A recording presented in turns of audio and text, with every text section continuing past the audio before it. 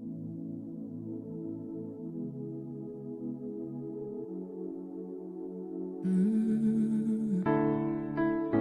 am who I am because I value my past. The memories of yesterday can never be changed, but they give me a reason to live again. There is a reason I am here today, but there is no reason you lost your lives. You were called abusive names, deprived of rights to be humans, slayed because of who you were born. I am lighting a candle as the sign of resilience. I'm paying a tribute. You left a legacy, and I'm a fruit from the love you sowed.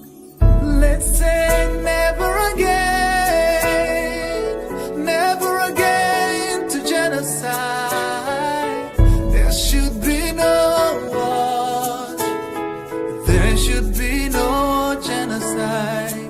Anyway, let's say never again to genocide. Let's say never again to genocide.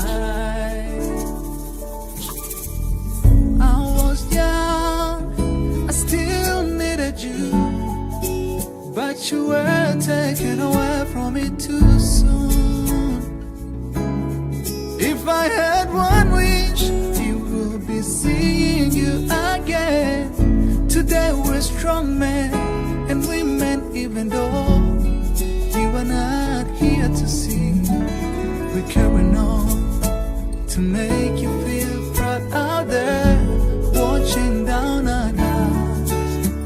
I am lighting a candle as the sign of resilience. I'm paying a tribute. You left a legacy, and I'm a fruit from the love you sowed. Let's say never again to genocide. There should be no war. There should be no genocide. Anyway, let's say never again to genocide. Let's say never again to genocide. I am a witness that if you and I come together as one, we can make sure genocide never happens again. History should be told and passed on to further generations. Let's all stand up and all sing out, never again to genocide. Let's say never again to genocide. There should be no war. There should be no genocide. Anyway,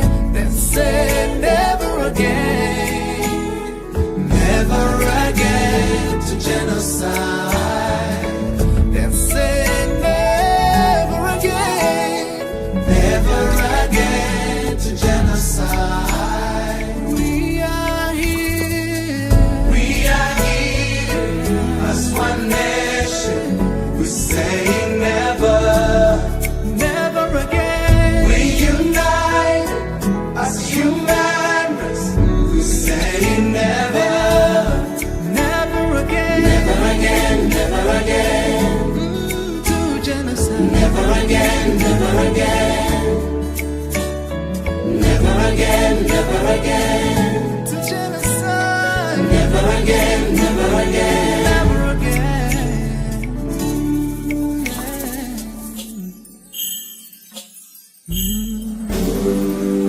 We brought you flowers.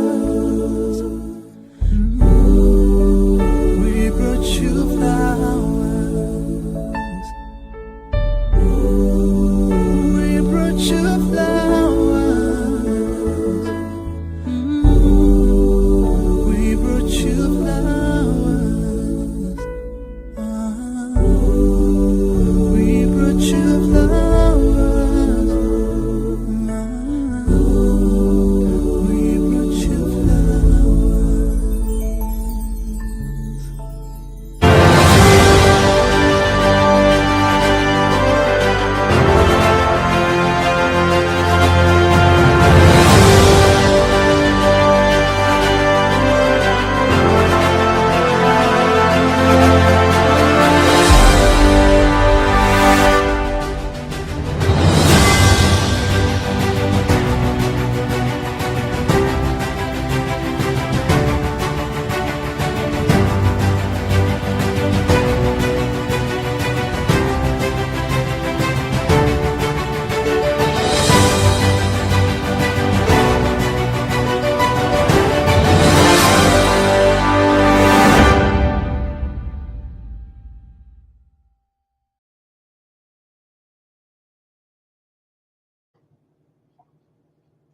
Good evening, fellow Ambazonians, ladies and gentlemen. You're welcome to this very important broadcast, Ambazonia this week with Tarh Paddy King. It's a special weekend. We'll have a lengthy discussions on very topical issues, one of which is cutting across the entire nation of Ambazonia, the TPS, and another that has to do with a strange alliance between an individual who purported himself as an activist for Ambazonia or a liberator for Ambazonia, but having a cordial relationship directly with La République du Cameroon. We do understand that one of the strategies of the French hegemony in Africa is coercing or infiltrating liberation movements like ours, dividing to conquer. We understood that the Southern Cameroon's liberation movement for years had been infiltrated right from France and orchestrated by France.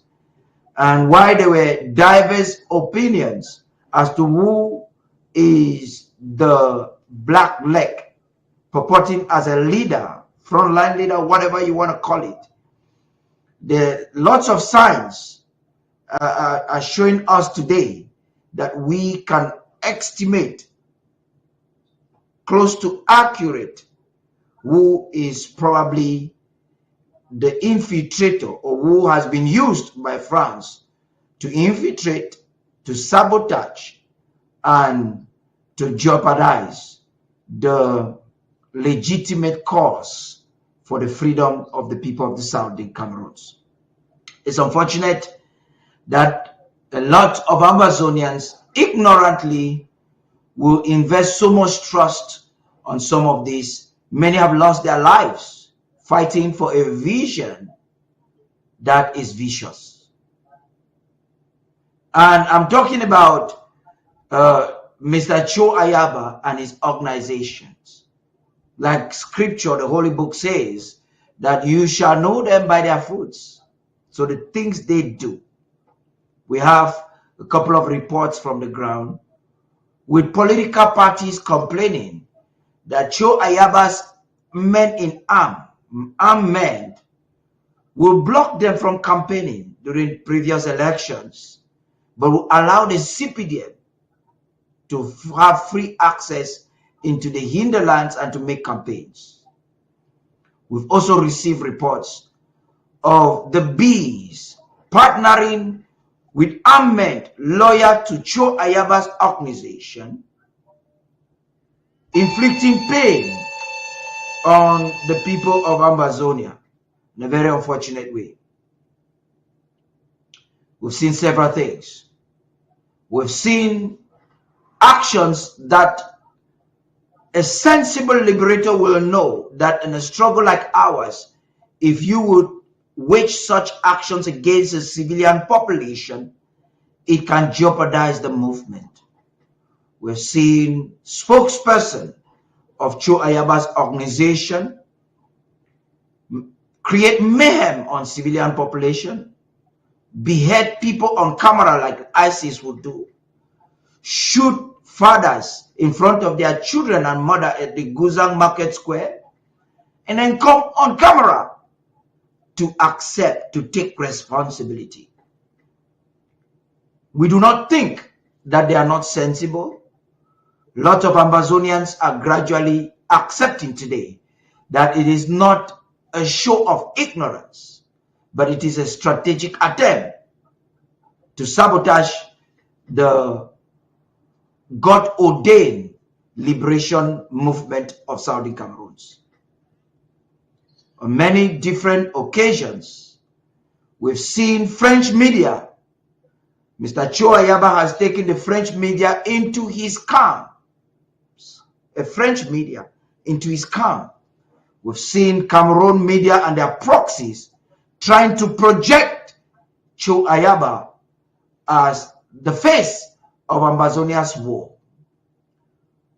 Many did not understand yesterday, but we believe that today you understand that it was all a strategic attempt to neutralize the collective efforts of genuine Ambazonians who believe that the nation of the former British Southern Cameroons deserves the right to be a nation on its own without any intrusion or occupation from La République du Cameroon.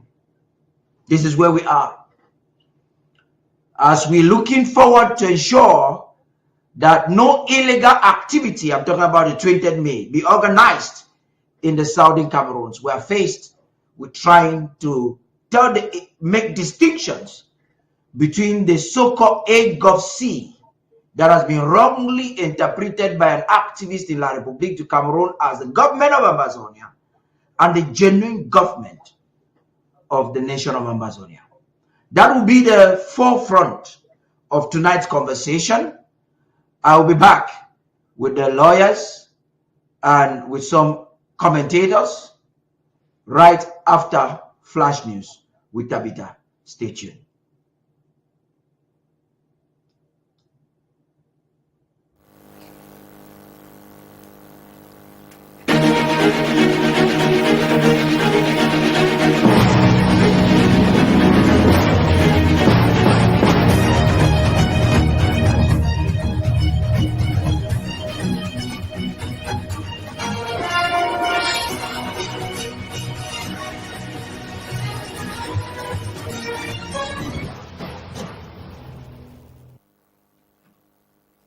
Is Russia's Red Square celebration a show of power or just another moment to be marked? With nuclear missiles and war veterans on display, this might be a clear sign of Russia's growing confidence as one of the world power. Well, these and many more stories from the home front with our in-house analysts will be detailed in today's Flash News. Good evening and welcome. I am Tabitha Ako. Let's begin.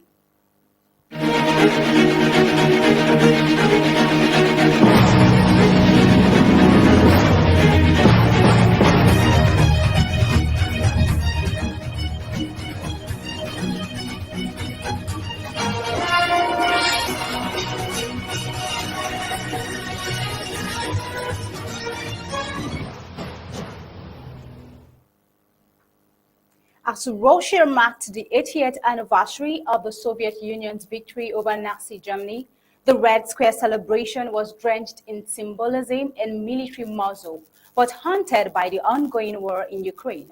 With Chinese President Xi Jinping standing shoulder to shoulder with Vladimir Putin, this sends a global message that despite Western isolation, Russia is not standing alone.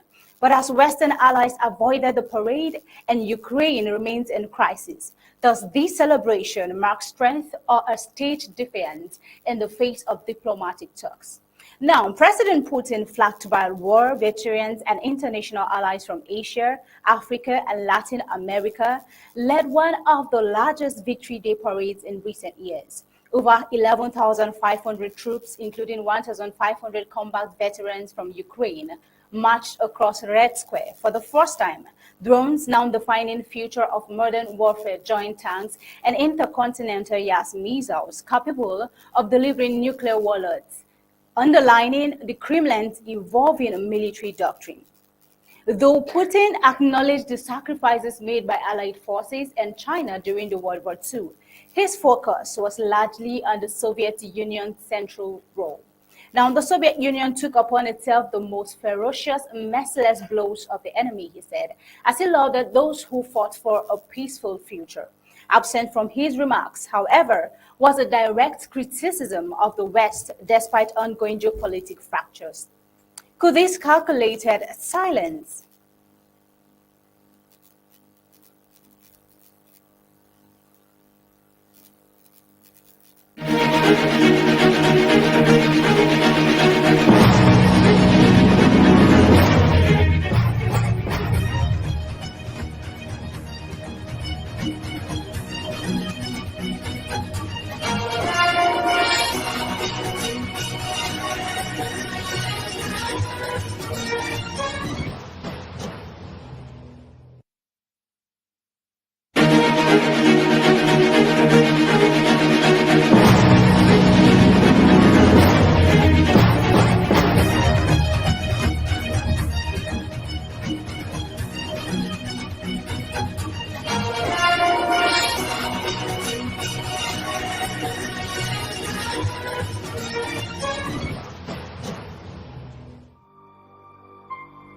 Stand with Ambazonia.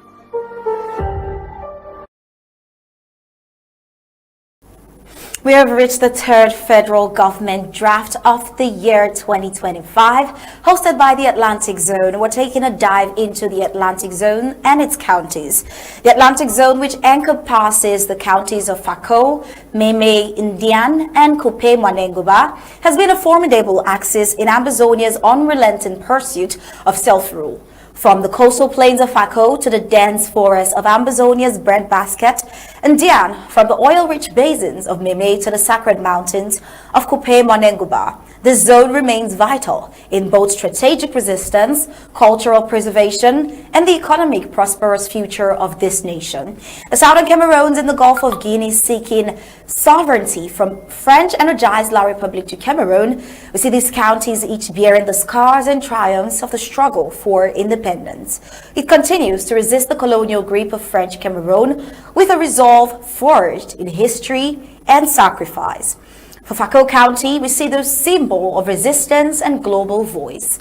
Fako County, which is home to the iconic Mount Fako, is not only the touristic crown of Ambazonia, but also a nerve center of political consciousness and global advocacy. With cities like Boya often considered the historic capital of southern Cameroon's, Fako has been at the forefront of legal and civil resistance. It hosted the All Anglophones Conference of the 1990s and became ground zero for peaceful protest in 2016. The country's youth-led activism, strong academic communities, and influential diaspora have consistently rallied international attention to the Ambazonian plight. For Meme County, which is the crucible of early insurrection, Meme County has played a foundational role in the militarization of the struggle. Its capital, Kumba, was among the first urban centers to rise in arms following the brutal repression of civil protests. The infamous Kumba massacre of October 2020, where school children were slain in their classrooms, ignited global outrage and reawakened the urgency of the Ambazonian cause. With towns like Mbonge, Konye, and Akiliwindi, Meme's sprawling plains have served as training grounds, hideouts, and launch pads for restoration forces. The Ambazonian State Army is determined to reclaim their dignity and territory. For Indian County, we see the oil-rich engine of resistance. Indian County, blessed with vast crude oil reserves and deep forest canopies, has been both economically strategic and militarily pivotal. Its remoteness, complex waterways, and thick vegetations have allowed resistance groups to establish durable bases, from Ekondo Titi to Bundemba. Beyond its tactical advantage, we see that Indian has suffered environmental exploitation and infrastructural neglect under successive regimes. Communities like Isangele, Bamuso, and Dikome Balwe have resisted militarized plundering, positioning themselves as defenders not just of land, but of Ambazonian sovereignty. For Kupe Manenguba County, it is the ancestral wall. Kupe Manenguba stands as the ancestral wall of the Atlantic Zone, an intersection of spirituality, tradition, and defiance. Its twin mountains and sacred groves have been both physical and symbolic shields in the resistance. Bangem, Tombel, and Nguti have seen fierce clashes and unspeakable devastation, yet their people remain rooted in tradition and resilience. The county's strong traditional authorities and custodianship of indigenous knowledge make it a pillar of cultural endurance in the liberation narrative. We see that the collective impact on the liberation movement from these counties. Together, the counties of the Atlantic Zone form a resistance corridor stretching from the ocean's edge to the forested interiors. Their strategic coastlines, economic assets, and historical relevance render them indispensable to the liberation blueprint. While FACO has galvanized global attention and intellectual advocacy, Meme and Indian have fortified the struggle through boots on the ground. Kupe Manenguba, meanwhile, anchors the moral and cultural compass of the resistance. Their sacrifices have affirmed that liberation is not a distant ideal, but a lived necessity. The spirit of Ambazonians' courage on the Atlantic front. As you see, the Atlantic Zone has birthed some of the most iconic moments and martyrs of the struggle. From the lawyers and teachers strike marches in Boya, to the self-defense battalions in Kumba, and the Ekondo Titi, to the defense and fierce custodians of Bangem's hills, this zone has become a living manuscript of freedom written in both pain and purpose. The brief historical and anthropological overview of the Atlantic Zone counties. We see the Atlantic Zone's legacy began with early German colonial ventures along the coast, followed by British indirect rule that entrenched local governance through native authorities and traditional councils. FACO's Boya served as the colonial capital, fostering early political consciousness. Meme and Indian as well, with their fertile lands and oil reserves, became extraction zones with little reinvestment in local development. Kupe Manenguba, though less urbanized, preserved ancient spiritual rites and stood firm against cultural erosion. Following the 1961 plebiscite and the forced unification in 1972, the Atlantic counties suffered systemic marginalization. Yet their people, accustomed to both the ocean's tempests and the jungle's trials, remained vigilant. By the 2016 resurgence, the zone was ready, not just for protest, but for liberation. Touristic and cultural overview for the Atlantic Zone, we see its splendor. Ambazonian soul, FACO County boasts the majestic Mount FACO, where Boya's colonial relics, the Limbe Botanical Gardens, and the scenic beaches of Idenau and Bakingili. Its cultural diversity spans the Bakweri, Wovia, and Isobu peoples, whose traditions enrich Ambazonia's multicultural identity. Meme County is home to vast cocoa farms, traditional wrestling festivals, and sacred rites, as well as sacred sites like Lake Barobi. The Balong and Bafo people uphold rich oral traditions and ancestral practices still observed even today. Indian's mangroves, labyrinths, rivers, and biodiversity-rich reserves hold ecotourism potential unmatched in the Gulf of Guinea. Now, the Oroko, Batanga, and other ethnic groups of Indian preserve ancient rites and songs passed down through centuries. Kupe Manenguba's twin lake, lush hills, and sacred caves reflect a mystic legacy. The Bakosi people, guardians of the mountain spirits, maintain a deep spiritual relationship with their environment, making the county a beacon of indigenous spirituality. Now, talking about the ongoing war in Ambazonia, Atlantic Zone in the eye of the storm. The war has not spared the Atlantic Zone. FACO witnessed the state's earliest crackdowns with university students tortured, trade unions banned, and towns like Muyuka militarized. Boya became a microcosm of repression and resistance, where daily life unfolded under constant surveillance. Memes Kumba bore brutal massacres and collective punishment campaigns, yet it rose again and again, its people adapting with incredible resolve. The creeks of India turned into jungles and creeks into tactical mazes, frustrating the colonial regime's troops. The communities suffered repeated air and land raids but refused to cede. Kupe Manenguba, often written off as remote, emerged as a cultural fortress and military enigma, where the highlands whisper the names of fallen heroes. The Atlantic zone has been battered, but never broken. It continues to model not just survival, but leadership. The soul of the sea, the strength of the soil. Fako, Meme, Ndian, Kupe Manenguba. Tonight, as the federal government hosts its 2025 draft for the Atlantic zone, we do not merely acknowledge fighters. We honor farmers who smuggled food to camps, teachers who taught under gunfire, women who buried the dead and nursed the wounds. We honor chiefs who refused bribery, youths who turned down exile, and communities who said, "We are not afraid." The Atlantic zone is not just a front line. It is a heartbeat. The surf of the ocean may roar, but the voices of the Atlantic peoples roar louder. For justice, for dignity, for a homeland restored. To the international community, the Atlantic zone has made its stand. Now it is time for the world to do the same. And with that, we hand over to you, Mr. Tarh Paddy King.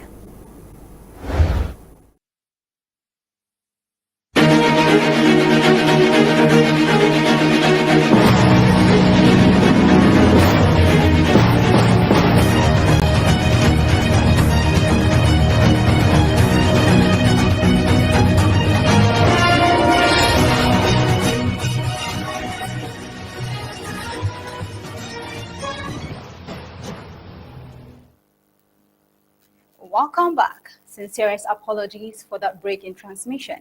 Moving on, could this calculated silence reflect a new phase in Russia's diplomatic strategy? Despite several drone attacks on Moscow in the days leading up to the celebration, no major incidents were reported on Victory Day itself, largely due to a 72-hour ceasefire declared by Putin. However, Ukraine accused Russia of violating the deal, an allegation Russia dismissed as propaganda. Meanwhile, President Volodymyr Zelensky used the day to rally support from allies, labeling Russia's parade a display of cynicism, bile, and lies. Now, taking you through the scale of historical suffering which underscored this occasion. The Soviet Union lost an estimated 27 million people in World War II, including millions in Ukraine. China, according to Communist Party historians, suffered 35 million casualties during the Second Sino-Japanese War. As such, Victory Day remains sacred in Russia, a symbol of endurance and national identity. But under Putin, these commemorations have increasingly been used to reinforce domestic unity and global defiance, especially amid war fatigue and economic sanctions. Now, to what extent is Russia's memory of World War II now a political instrument rather than an historical reflection? Now, joining Putin on the podium were Brazilian President Luiz Inácio Lula da Silva and military delegations from North Korea, whose troops reportedly assisted in defending Russia's Western Kursk region against Ukrainian incursions. Their presence, along with Chinese soldiers marching in the parade, signaled a growing coalition of nations willing to defy Western pressure and a potential shift in the balance of power on the global stage. Also, US President Donald Trump also re-entered the discourse, calling for a 30-day ceasefire and warning of renewed sanctions if violated. Putin had already offered a shorter truce from May 8th to May 10th, highlighting a complex diplomatic dance between rhetorical peace and battlefield reality.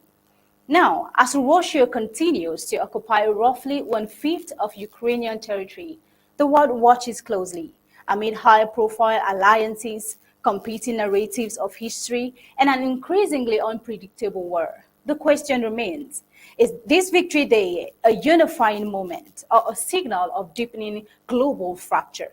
As diplomatic talks are underway, it's safe to say this war has to come to an end.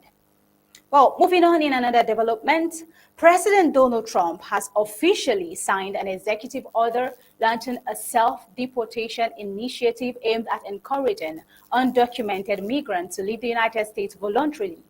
A move his administration says will save taxpayers billions and restore lawful immigration processes. Take a look. Today, I signed an executive order to launch the first ever self-deportation program for illegal aliens. We are making it as easy as possible for illegal aliens to leave America. Any illegal alien can simply show up at an airport and receive a free flight out of our country. We have also launched a phone app called CBP Home. That's CBP Home, where illegals can book a free flight to any foreign country. As long as it's not here, you can go anywhere you want. We're also adding a very important exit bonus for illegals to further incentivize their self-deportation. This deportation bonus will save American taxpayers billions and billions of dollars. What Biden did to this country can never be explained, will never, ever be accepted. Eventually, when the illegals are gone, it will save us trillions of dollars. However, if illegal aliens choose to remain in America, they're remaining illegally and they will face severe consequences. Illegal aliens who stay in America face punishments including significant jail time, enormous financial penalties, confiscation of all property, garnishment of all wages, imprisonment and incarceration, and sudden deportation in a place and manner solely of our discretion. So to all illegal aliens, book your free flight right now. We want you out of America, but if you're really good, we're going to try and help you get back in. Thank you. Right there under President Trump's new directive, undocumented migrants are eligible for a free one-way flight to any country except the United States, provided they use the Customs and Border Protection Home app to register their intent to leave. Now, the administration is also offering a $1,000 incentive payment to individuals who complete their departure, which is confirmed through the app. But then this plan isn't just about voluntary exits. Trump emphasized that migrants who refuse to leave face severe consequences, including jail term, financial penalties, property confiscation, wage garnishment, and forced deportation. Now, to further speak about this deal, Trump introduced what he called an exit bonus, a benefit designed to motivate voluntary departures, and one he says will save Americans billions and billions of dollars. Now, this announcement follows a recent statement by the Department of Homeland Security confirming that migrants who use the app to self-deport will be deprioritized for detention, provided they are actively preparing to leave. Still, some critics are raising alarms. The American Immigration Lawyers Association urged migrants to seek legal advice before taking the $1,000 payment, warning of potential consequences, including future re-entry ban. Now, while critics expressed their concerns, this is glaringly in line with the America First agenda. This policy offers dignity, choice, and financial support to those choosing to live voluntarily. Isn't it more humane and more fiscally responsible to offer options instead of engaging in large-scale detentions and deportations? However, Trump's track record is already notable. In the first 100 days of his second term, over 135,000 undocumented migrants have been deported. This latest policy only sharpens his focus on immigration reform, a key promise from both his campaigns. Interestingly, Trump also left the door open for future legal re-entry for select individuals. But then, Trump's approach sparks vital questions. Could this program serve as a model for managing illegal immigration globally? Does it strike the right balance between law enforcement and humanitarian support? A critical question as America continues to debate the future of immigration policy. Trump's self-deportation initiative might just mark a turning point, not only in enforcement, but in reshaping the national conversation. Well, moving on and looking at the advancement in technology, and not just technology, artificial intelligence, in a case that could reshape courtroom dynamics. An Arizona family used artificial intelligence to give voice to a man killed in 2021 road rage incident, allowing his digital likeness to address his killer during sentencing. The emotional AI-generated video of the United States Army veteran Christopher Pelkey, created by his family, played in court on May 1st as a judge prepared to sentence Gabriel Paul Horcasitas for manslaughter. But as AI blurs the line between memory and manipulation, could this powerful technology challenge the core principles of evidence and emotional influence in the justice system? Now, the video shown in Maricopa County Superior Court depicted Pelkey in a green sweatshirt with a long beard, calmly addressing Horcasitas. Let's take a look at this. This is an AI-generated video. Let's Hello. watch. Just to be clear for everyone seeing this, I am a version of Chris Pelkey recreated through AI that uses my picture and my voice profile. I was able to be digitally regenerated to share with you today. But here is insight into who I actually was in real life. Take a look. All right, I'm Chris Pelkey. I served with the United States Army in the infantry from upstate New York. And what else? Where'd you deploy? Where'd I deploy? I went to Baghdad in 2006, 2008, and then I went to Afghanistan in 09 to 10. So I would like to make my own impact statement. So, hello everybody. Thank you so much for being here today. It means a lot. I can't tell you how humbled I am for those that spoke up for me, everyone who flew in, took off work, those who are watching this remotely, and for everyone who has supported my family and loved ones through 3.5 years and 2 trials. I wish I could be with you all today. To Your Honor, Judge Lang, thank you for making yourself available to see this case to the end, especially when the rescheduled trial conflicted with your daughter's spring break. Thank you for listening to everyone today. Thank you for reading the flood of impact statements that came in before today that so many people wrote on my behalf. Every single one of them is meaningful and gives a glimpse into my life with each of them. To Gabriel Horcasitas, the man who shot me. It is a shame we encountered each other that day in those circumstances. In another life, we probably could have been friends. I believe in forgiveness and in God who forgives. I always have, and I still do. To my family and everyone that I've met along the way, it was a lot of fun. You know, I always had a lot of fun. Love each other because you never know how long you have. But make the most of each day and live your life. It is okay to stumble. God has you. Remember, getting old is a gift that not everybody has. So embrace it and stop worrying about those wrinkles.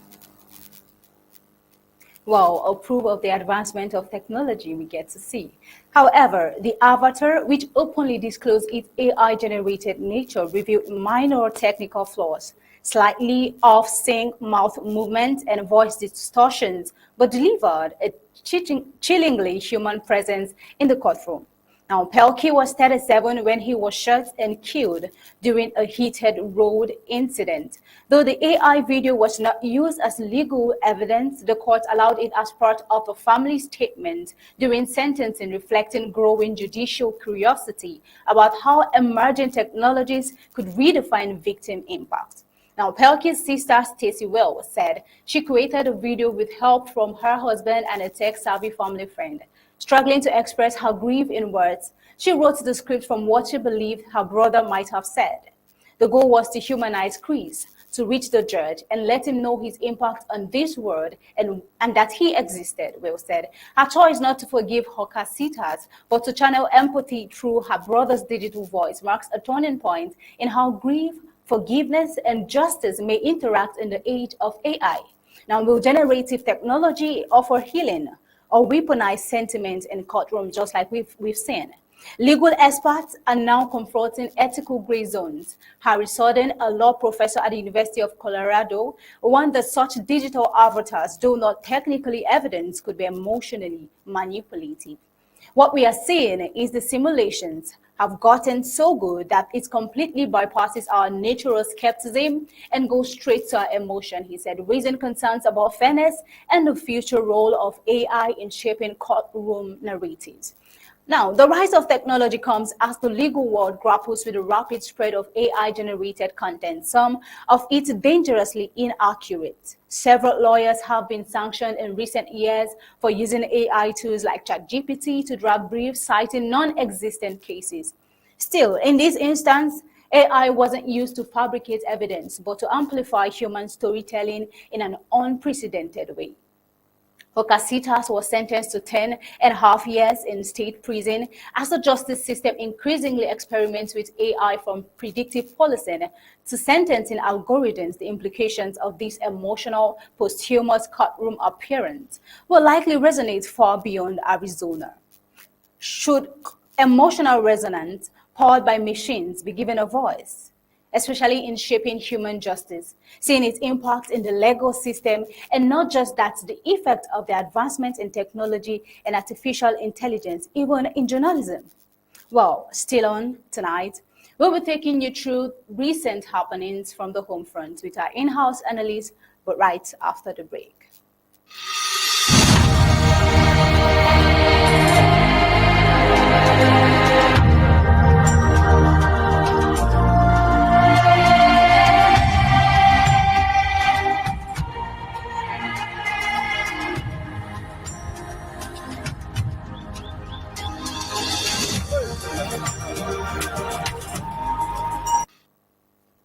Welcome back. Tonight we have our amazing in-house analyst in the house, Barrister Team Mbeseha, and Commander Elvis. It's good to have you here once again.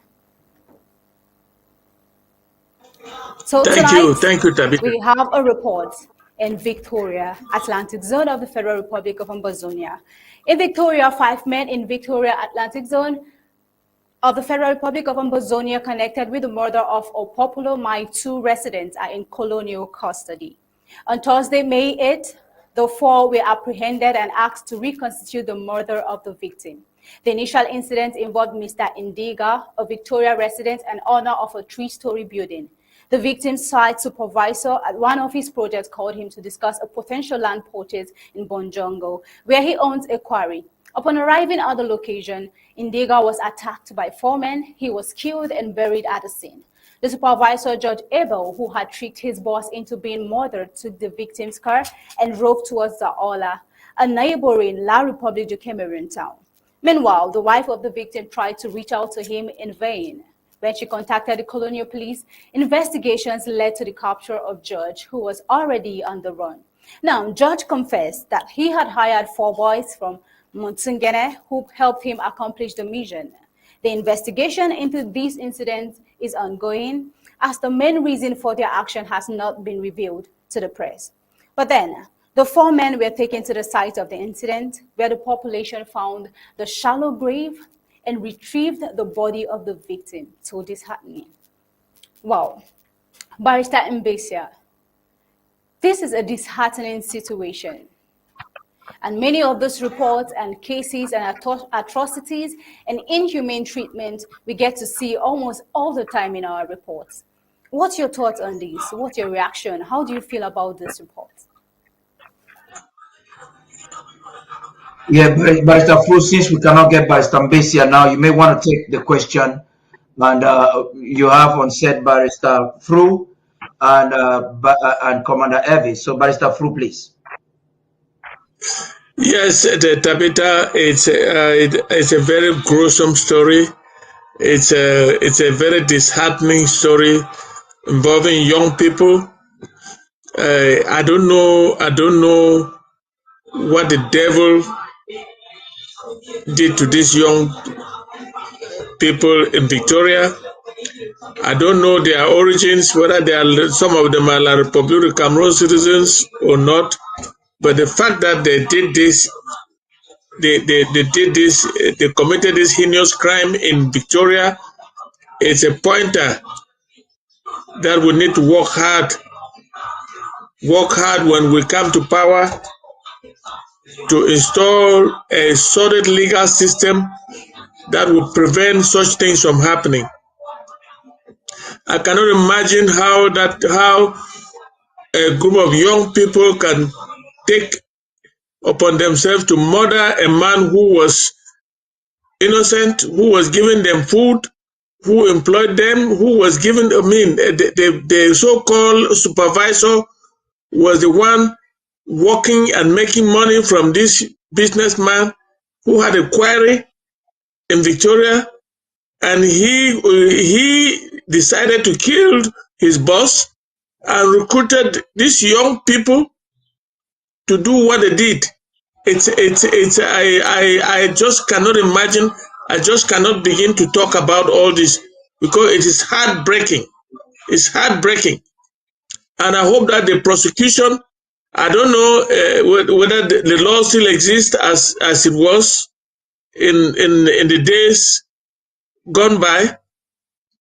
These guys should all be sentenced to death because this type of thing should not be allowed to repeat itself in especially on the Ambazonian land that we intend to govern. These people, I don't know how La Republic could have rendered our youths to this level that they now take upon themselves to kill people in order to become rich. I mean, look at what has happened to a young man, a struggling young man who was not working for anybody, was a businessman, and I employed used to pay them, and his supervisor went and did this against him and killed him. It's a story that none of us can even begin to talk about. It is very, very sad news for us. It is sad news for all Ambazonians. It is sad news for every human being living on earth that you will do this to a man who was responsible for putting bread on your table. You go and recruit people to come and kill him. God help him. Just like you stated, and having to know that you're a legal practitioner, do you think, although George has been apprehended, but do you think that justice will truly be served? I don't believe in La Republic justice system. The La Republic is still in control of our justice system.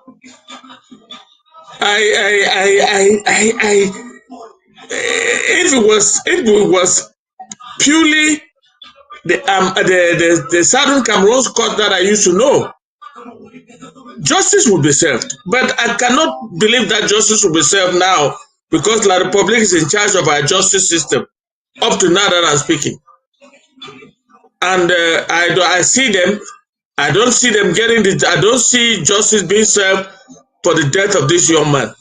Otherwise, these 3 or 4 boys, there are 4 of them, the leader should be sentenced to death.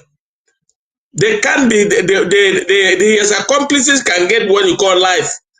Because you cannot take upon yourself to take the life of somebody just like that. Somebody who was very useful to you.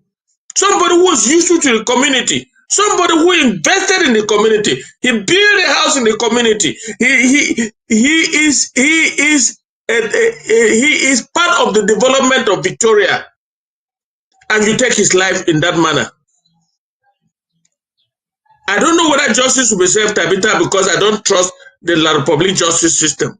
Even though it will be under the common law, but the people who are judging, you will find out that some of the prosecutors are La Republic citizens. I don't know who is going to handle this matter. I don't know which judge is going to handle this matter, because this matter cannot, it should be handled with all the seriousness that it deserves. But can I have confidence in that? No. I have practiced out there. I practiced from Victoria, Boya, Muyuka, Mondemba, Kumba. And I know right up to Mafe, High Court Assizes, even in Bamenda, I have practiced. But I'm making this, I am calling on the judicial authorities in Victoria, that is Boya High Court, to make sure that this case is handled with all the legal care that it deserves. To send a message to everybody that you don't do this to a young man who had nothing to do with anything but do business and develop the town that he lives in. And an idiot like this, whom he employed and trusted, will go and organize hoodlums to come and kill him, torture him before killing him. Bury him. In fact, I hear that by the time he was being buried, he was still breathing. When they buried him, of course, he died there, and they have exhumed the body. This case should be handled with all the legal care that it deserves. But do I have confidence in the system? No. Until the Southern Cameroon government comes into play, I don't have I don't trust the Francophone judicial system.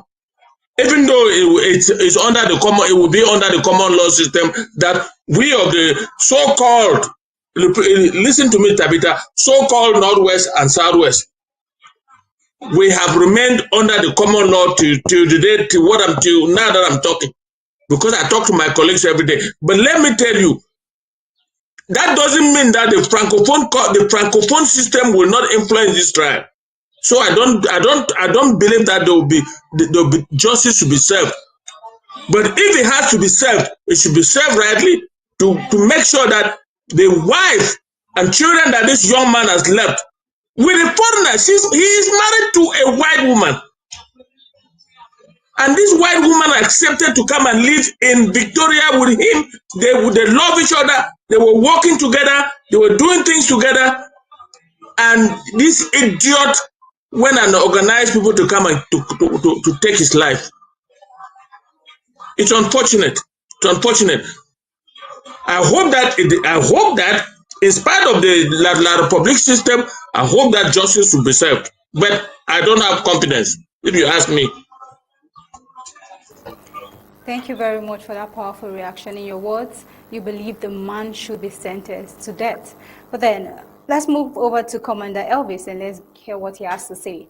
Commander Elvis, time and over again, the French Cameroon have failed to ensure the security and safety of the Ambazonian people. This is a case that is really disheartening. What do you have to say to the Ambazonians? Because at this time, it is clear that their safety is in their hands.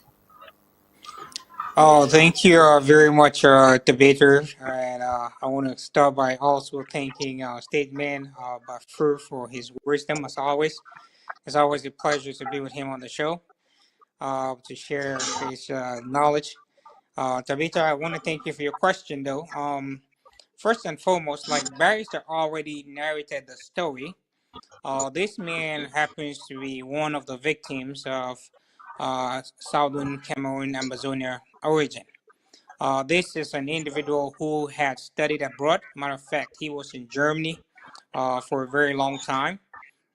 His wife apparently is a German, and they had gone back to Ambazonia, settled down in Victoria. And a friend of his who decided, because of greed, wanted to sell his plot of land. But for him to be able to do that, he decided to take away his life. Thank God, the gods of our land don't sleep. The victim, after committing the act with the help of those hoodlums, they stole his car and drove into Douala, where apparently one of the victims had an accident. And once held there, he was being questioned, and the wife was actually tracking his car. They noticed that that individual was responsible for the killing of Mr. Dinga. It was after he was being held and put under enormous pressure that he revealed the identities of the other perpetrators with whom they all did that very callous act. It's unfortunate because at this point, Mr. Dinga is gone. He leaves behind his wife and kids, and the Ambazonian people to mourn his departure. We know that this story, unlike that of Mr. Ndinger, which has been perpetrated maybe by victims of Ambazonian origin, French Cameroon has, matter of fact, done worse than this in so many regards. Disappearing our people without notice, hiding them in farms where up to date we are not even sure of where some of our people have gone. They've gone missing, never to be seen again. So, as Bob clearly said, Food clearly said, there's just no trust in the system because we are still under this colonial rule. We could hold true to our own judicial system if it was under our own control. As of now, the French are still overseeing some of the judicial aspects, and it's very difficult to be able to have any fair trial in this situation. However, justice will always prevail at the end of the day. And Ambazonia, when we finally reinstate our institutions, we can go back to some of these cases and make sure that justice is served, rightly so. So all Ambazonians who have been hurt in one way or the other, please, it's always the right thing to do to take down notes because even 10, 20 years down the lane, we would still visit some of these cases to make sure that justice is done to those families that have been hurt because we believe in justice and justice shall be served. So thank you, debater, and I will yield the floor back to you. Thank you very much, Commander Elvis. It is good to be noted that everybody should take this note down, and when the time is due, justice will definitely be served. Well, moving on.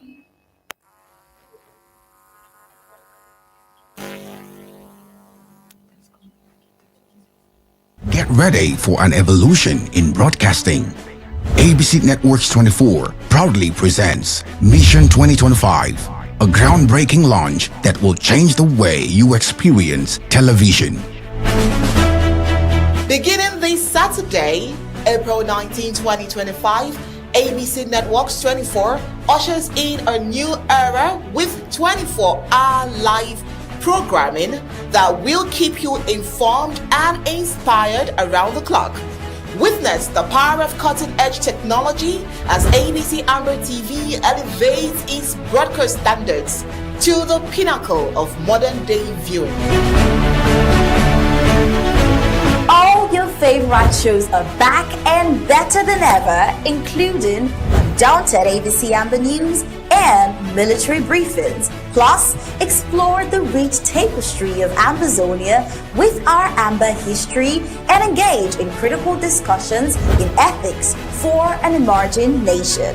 Experience the redefined classics that you love alongside thrilling new shows set to captivate Ambazonians across the globe. But that's not all. Mission 2025 introduces brand new programming like Global Business News Today, offering in-depth analysis of markets, industrialization, and global trade. Dive into the heartbeat of Ambazonia with county roots, exploring the sociology and governance from rural to urban landscapes.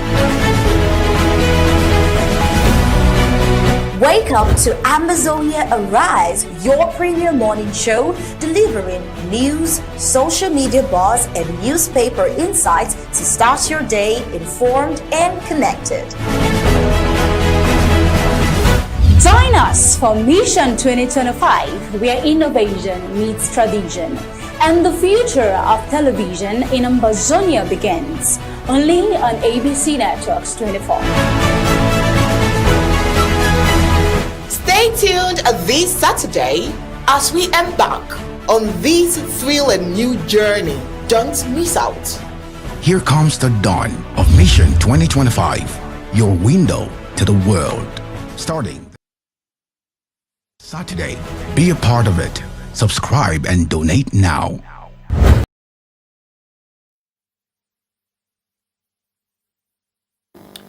Wow, thank you very much, Commander Elvis. Welcome back from that short break. Sincerest apologies for the technical glitch.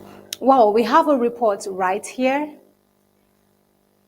Journalist Fred Vubem, who was kidnapped last Sunday on his way to Bamenda from his Kenjom Keku village, escaped from captivity and is currently nursing his wounds from torture in a hospital in Bamenda, chief capital of the Midland Zone of the Federal Republic of Ambazonia.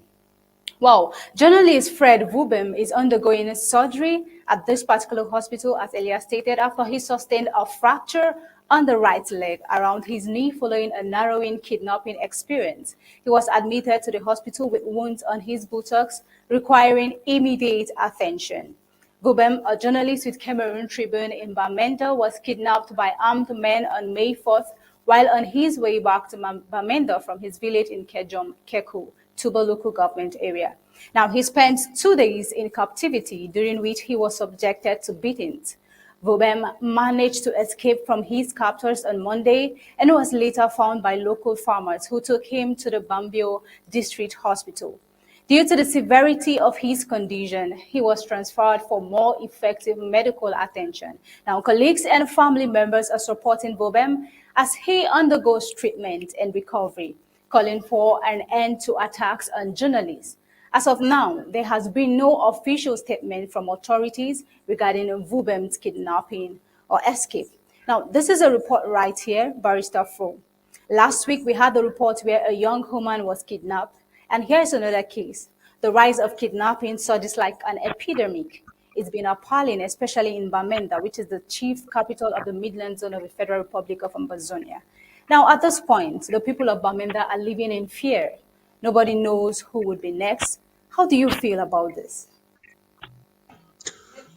Well, Tabitha, I thought, and wrongly so, that kidnapping had subsided since Ayaba has been put in jail.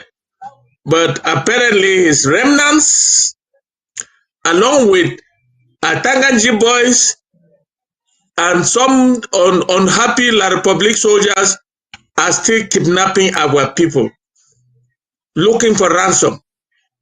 When you hear of kidnapping in Bamenda, it is they time you and they know that you have some money and they take you away and torture you till you give that money. Unfortunately, they tortured these journalists, and probably the journalists didn't have money and had not promised any money, and they tortured him, and God being our helper, he was able to escape. Look, you will not hear anything from anybody because ADF will now not issue any kind of official statement. They would have been coming out and said, oh, he was this and that. We got him and taught him a lesson. But all their officials, the ADF officials, have gone underground. But this is the work of the remnants of the ADF, the bandits of Atanganji, and the so-called BIR, who are embedded in all these nefarious groups in Bamenda. They want to make Bamenda ungovernable for us. They want to make Bamenda, they want to show Bamenda that they are in control of Bamenda. And that's why these type of things are happening in Bamenda. And all the military people, the gendarmes, the police, and everybody is sitting in Bamenda station and enjoying life. They only come down to tantalize our people and to do what they call kale of our people and so on. Listen, this type of things, like I said last time, we will have to finish with the training of our special forces to go on urban guerrilla warfare and get rid of these hoodlums before they cause any more harm to our people. Our people are suffering because of all these idiots. Like I said, the Ambazonian State Army is an army of the Southern Cameroon's Ambazonia. It's been taken care of. They cannot commit this kind of heinous crime. All these are the work of ADF Atanganji boys and the army of Cameroon. That's what they are. That's what they are doing to our people, is particularly in Bamenda, because Bamenda is not it's a major city, and since they have taken all of Bamenda station and put all their forces there and all the equipment and everything, they can do and undo inside Bamenda town, and that's what is happening. Why? I mean, kidnapping a journalist who has nothing to do with anything. You kidnap him and take him and then go, and he cannot produce the money. Thank God he was able to escape. We have to do something to stop this from happening. But what can we do with guns from Bamenda station pointing at the town? It can only be by guerrilla warfare, and we are training our boys, and they will very soon they will take over Bamenda, and I see what will happen. All these hoodlums will be picked up, and Bamenda will be free. For now, I feel very sorry for the population. I come from Bamenda, and when I hear like this, I think about my family, and I am very sick to my stomach of what is happening in the land of my birth. It should not happen. It should not happen. But La Republic of Cameroon is bent on dehumanizing our people. All these are boys that they have recruited. They are not only Ambazonians, they are mixed even with Francophones. You hear them speak. They speak French. Some of them speak French. Some of them speak dirty pidgin, because they are not really the pure Ambazonians. I'm not saying that there are no Ambazonians among them. There are Ambazonians recruited by Ayaba who are bandits, former prisoners, and they are doing this to our people because La Republic of Cameroon has allowed this to happen to teach us a lesson. But for how long will they teach us a lesson? We are coming. We are coming. Thank you, Tabitha. Thank you, Barrister. Thank you, Barrister. As you've stated, we are coming, and it's time to reclaim what we truly have. Well, I believe Commander Elvis has something to say. I believe he wants to react to Barrister's full statement. Yeah, Tabitha, Barrister has said it all. The Republic has just mastered the art of kidnapping for ransom. You know, that's how most of the soldiers who get paid, say a little less than 35,000 francs CFA a month, that's how they get their money. You know, they come to Ambazonia and they find our people as pork to extort. They collect huge sums of money from our people, disguised as, as their Ambazonians in the proxy groups of the ADF, as the barrister rightly said, and they carry out these kidnappings for ransom. We know of a famous case where they even went to one of our community banks in the afternoon and to steal money. They were caught red-handed, and it revealed their identities back then. It's the same strategy that they're using now, going after individuals that they believe are well-to-do, so that they can hold their families at gunpoint and extort money from them. We are grateful for the one that was able to escape, and our Ambazonian State Army, under their code of conduct, would not carry out such heinous crimes. Our state army, if any reason to hold somebody accountable, they would arrest you or they would invite you in for questioning. They do not, Ambazonian State armies are not known for kidnapping their own. Matter of fact, we defend our own. That's why we are defending our land. Those perpetrators are mostly La Republique and her proxies that extort such large amount of money from our people to be able to survive and send back to their families. That's all I can say. I think Barrister said it all, and I'm grateful for his contributions. I also totally agree with him that we're looking to train the Ambazonian State Army to the capability of being able to defend and protect our people at all times, to be able to deploy them to areas where such actions are taking place so they can stop them. But that takes time. but we are getting there, and surely we will. So thank you again for that opportunity, and over to you in the studio. Thank you very much, Commander Elvis. Well, this is a reminder that the colonial authorities are not concerned about the lives of Ambazonians. It means nothing to them. But then this actually reflects the gross imbalance and collapse of this particular system, the La République du Cameroon system. What's your reaction to this? Yeah, Tabitha, if you can hear me, I have Barrister Mbeseha, who in the studio is able to connect him on the phone. So I would like him to take the reaction of a system that's collapsed. He has been following the news, so he would like to react to this. Barrister Mbeseha, please go right ahead. Yeah, thank you for having me back. And so far, people are talking about which is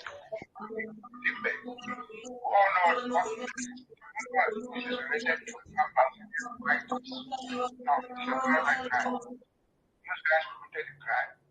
It's a heinous crime. They should face the justice system. Nobody has tried to associate the killing of that gentleman in Limbe. Yeah. Opening Ambazonian struggle. So it's a common law crime for which they deserve a penalty. Good enough, people are they're arrested already, they've confessed, and we'll wait for the outcome. And so that's what it is.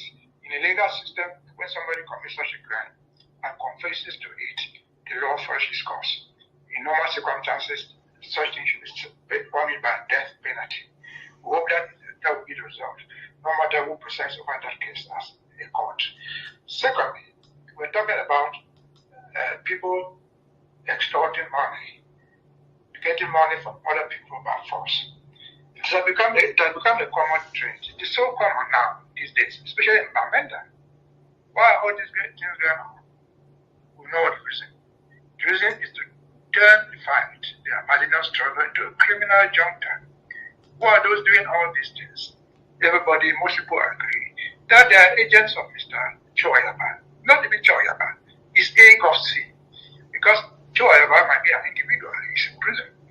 But what he leaves behind him as A of C is a colonel of thousands, hundreds of dozens of people who are executing his dues. And so it's bigger than Cho Ayaba. It's not Cho Ayaba alone. And we have been brought into all these things, sometimes unknowingly or knowingly. I remember what UN says all the time. If you are not properly informed, you are deformed. And many of us are falling into that, even those who came to be fighting for this struggle. The last I noted was how Mr. Mahmoud was trying to negotiate a deal in Bamenda between the extortionists, those who kidnap their money, from some dealers, those who carry sand from quarries, and extortionists. He claimed to obtain a break between them. There is ordinary people doing local small business of selling sand. With extortionists were pure criminals. So he was able to obtain a break according to him. That gave some carriers a break. And so it looked like Mr. Mbakuru was so ill-informed because what they were doing, those guys extorting money from sand dealers. The sand dealers are not Francophones. They are not the army Ambazonia. They are just ordinary citizens living in Bamenda. And somebody comes out to extort money from them. And then one of us, who is fighting for the struggle, is trying to broker a deal between them. Ordinary people doing the business and extortionists in the name of the struggle. That's just wrong. I think they are there, we already know them. They are bare criminals. They are not part of us. Even if they claim to be part of us, everybody knows that they are not part of us. Even the antagonists, they all fall in one club. They are all criminals. Link it up to what happened in 2-3 weeks ago when the human rights man said they extorted money from people on the road in the name of the struggle. They got 400,000 francs from someone. These are pure criminals, but the issue is these criminals are going unpunished. Why? Because the victims are Ambazonians. The justice system will not do anything to them because that helps them. How does it help them? It helps them to tell the world that if there's this extortion going on, it is simply because there's no government in place. Why is there no government according to them? It's because Ambazonians are fighting against them. So they want to turn these ordinary citizens, victims of all these crimes, against the struggle. And so they will close their eyes to it, to let them go free. So that our people may revolt and say, well, if this is what the struggle all means, then we are no longer part of it. I think that's the bottom line. We should understand that. And again, quoting from our friend UN, if you are not properly informed, you are deformed. Over to you. That's an amazing analogy there. I want you to hang on. We will definitely call you back to for some more analysis as we get into this second phase of our conversation. Tabitha, I'd like to thank you very much for tremendous work this evening, for the briefings you have given to us there. I'd like us to move into this second phase. We've taken a lot of time. We started a little bit late because of some technical issues which have been rectified. I want to appreciate all the technicians that are working so diligently to make sure that we can have a good production every day. It's very important. I'd seize this opportunity to announce that we're having ABC Day next Saturday, the 17th, where we'll be showing to you how we are able to technically, it's going to be some kind of a quasi report scene. The Director General and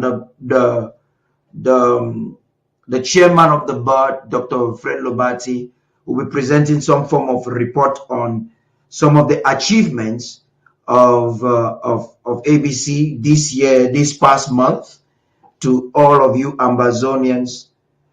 For some level of accountability, the progress we are making. We'll keep unveiling the vision of ABC Amba Television to the world. So let's get into some serious discussion this evening.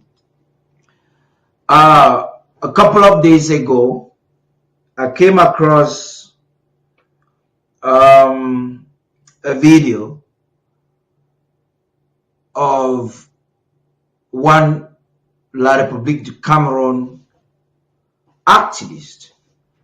I like to make some commentaries because that helps to transition us into the Cho Ayaba deal with France. Before I make any comment, I'd like us to hear him. Bonjour les enfants, c'est papa. Quand vous dormez, il y a toujours le veilleur qui... Vous voyez ce gros popo puant censé venir des Ambazoniens. Il y a quelques jours, je vous ai expliqué ici, là, que à peine notre manifestation de 100 000 Camerounais, et si quelqu'un manque à l'appel, de 100 000 Camerounais, bloc populaire serré derrière Maurice Kamto le 31 du mois de mai. Je vous avais dit que, en ce moment précis, les cabinets noirs du gouvernement RDPC sont déjà en train de mettre sur pied des mécanismes d'infiltration de notre manifestation pour pouvoir la salir d'eux-mêmes avec leurs images, infiltrer, et les gens avaient les drapeaux des Ambazoniens, je vous disais ça ici, que pendant que nous on est en train de préparer notre manifestation, comme notre meeting, comme on est en train de le préparer, le RDPC le prépare avec nous. On met un communiqué de... Arrêtons un peu Vasserol. D'abord, j'aimerais t'encourager ou t'applaudisser pour tout l'effort que tu mets dans ton pays pour avancer le cours dans ton pays. Parce que je pense que toi, tu es une des rares activistes de la République du Cameroun qui fait ce que toi tu fais. Écoute-moi très bien, Vasserol. Je vais t'envoyer ce message. La différence entre la République du Cameroun et le Southern Cameroun's Ambazonie, c'est quelque chose que moi je pense que tu ne connais pas. Et je veux prendre l'opportunité ce soir pour t'instruire dans ça. Quand tu es en train de faire ton travail pour informer, pour mobiliser pour Kamto, et comme un voix que le peuple écoute, il faut essayer de faire un peu de recherche. Tu as manqué trop de respect à un pays souverain reconnu par la loi internationale et par l'histoire. Moi, je suis conscient à l'effet que l'éducation dans ton pays est faux, mais ça ne justifie pas le manque de respect que toi, tu essayes d'accorder à une nation qui se place comme le Southern Cameroun. Bon, avant de continuer ou de finir ce que j'ai à ce soir, j'aimerais que nous écoutons très bien tout ce que toi tu dis. Si tu veux faire ton campagne pour Maurice Kamto, il ne faut pas mélanger. Il y a deux choses que tu dois faire la différence. L'État et le gouvernement de la nation de Southern Cameroun, Ambazonia, et l'histoire qui est différente. La culture, ce n'est pas même l'effet de bilinguisme. La culture et l'histoire de ces deux pays sont différents. Bon, on va t'écouter. Eux-mêmes ils mettent aussi un communiqué dehors. On met une annonce dehors. Eux-mêmes ils mettent aussi une annonce dehors. Parce qu'ils s'apprêtent à faire, la seule chose qu'ils savent faire, c'est calomnier. Parce qu'ils n'ont pas de programme politique. Je voudrais vous dire que voilà des gens qui n'ont pas un programme politique à part traquer les opposants pour venir vous raconter des balivernes qui vont vous faire croire que, oh, je ne sais pas quoi. Donc ils vous font de la manipulation. Je vous ai expliqué qu'ils ne vont pas attendre. Ce que vous voyez là, ce gros popo puant que vous voyez là, c'est le premier qu'ils ont envoyé hier. C'est censé être un document qui vient du gouvernement ambazonien, qui dit qu'ils vont venir à la manifestation, c'est monté, c'est descendu. Tu peux même croire que ce sont les Ambazoniens qui l'ont fait, mais non. C'est le gouvernement RDPC, avec pour objectif de venir salir ce qui est propre. Et on va encore avoir comme ça plus. On va encore avoir comme ça plus. Donc vous devez savoir vous-même que c'est déjà vous-même, chacun doit être le gardien de lui-même pour qu'on puisse détecter les petites saletés qui vont venir mettre en mal l'image. Parce que ce qu'on va construire le 31 mai, place de la République à Paris, c'est le manteau de la légitimité et l'image du président. Qu'est-ce qu'eux ils vont faire? Ils vont essayer de venir écorner à chaque fois. Et vous savez très bien que c'est hier que le président les a désarmés un petit zolo avec une logique d'élus. C'est-à-dire qu'ils ont vu 4 élus débarquer. C'est-à-dire que des maires, des adjoints maires, des conseillers municipaux. Bientôt, nous-mêmes, on va avoir un groupe parlementaire à l'Assemblée. Quand vous voyez comme je me réveille comme ça le matin pour vous réveiller, vous. Bientôt, on va avoir nous-mêmes un groupe parlementaire à l'Assemblée. À la vitesse où vont les choses. OK? Et là, avec ce meeting du 31 mai, qui met en lumière la posture de la légitimité, là, au niveau de Yaoundé, ils ne dorment pas. Tout ce qui se passe à Yaoundé, là, ne les intéresse plus. Tout ce qui se passe en ce moment à Yaoundé, que même si on doit signer un contrat avec qui, tout ce qui se passe à Yaoundé ne les intéresse plus. Ils sont maintenant focalisés en Europe. Ils sont focalisés à Paris, place de la République. Et chacun prie pour lui, pour voir comment c'est que quelque chose va se passer. Ne pouvant pas stopper, ils s'apprêtent à salir. Ne pouvant pas stopper, ils se sont donc mis dans la logique de salir. Et je n'avais pas, le coq n'avait pas chanté 2 fois. C'est vrai. Oh, vas-y, le faux. Oh, vas-y, ceci. Tout ce que je vous dis, c'est que pour être le général de toute une armée de révolutionnaires qui regardent partout, il faut rester quelqu'un qui ne dort pas. Il faut pouvoir avoir les yeux sur tous les points. Et vous, votre réaction doit toujours être très immédiate. Très immédiate. Et quand elle pose comme ça, là, vous avez déjà partagé partout. Ça doit être super immédiat. Parce que le temps qu'on a pour fabriquer ce moment-là est un temps très court. C'est le même temps qu'ils ont pour essayer de salir. On fait une pancarte ici qui dit le Cameroun c'est le meilleur pays du monde. Ils vont venir là-bas en haut avec leur pancarte d'Ambazoniens pour mettre à côté, pour essayer de salir. Parce que ils n'ont pas d'honneur, ils n'ont pas de dignité, ils n'ont rien. Ils vont tenter de salir et vous allez voir l'autre rat qu'on appelle à Picoro Bruno Bidjan venir fabriquer un fake news avec. Parce qu'ils n'ont pas honte, ils n'ont pas de dignité. ce n'est pas des êtres humains. Comme je vous le dis tous les jours, la soif de pouvoir, quand on est incompétent, vous transforme en quelqu'un qui n'a pas d'honneur. Et ils n'ont plus d'honneur. Et pour venir, et ce meeting les met dans une situation d'apoplexie profonde. On va avoir droit à plus de ça, à plus que ça. On va avoir droit à plus que ça. Pendant que nous on prépare un message positif pour le Cameroun, pendant que nous on construit l'avenir, pendant que nous on est en train de donner la force et l'énergie à notre champion, lui donner sa feuille de... Eux aussi ils sont assis partout dans Paris. Ils sont déjà armés partout. Vous les voyez partout dans les Nganda et tout. Ils sont en train de fabriquer des pancartes. Ils sont en train de fabriquer des pancartes.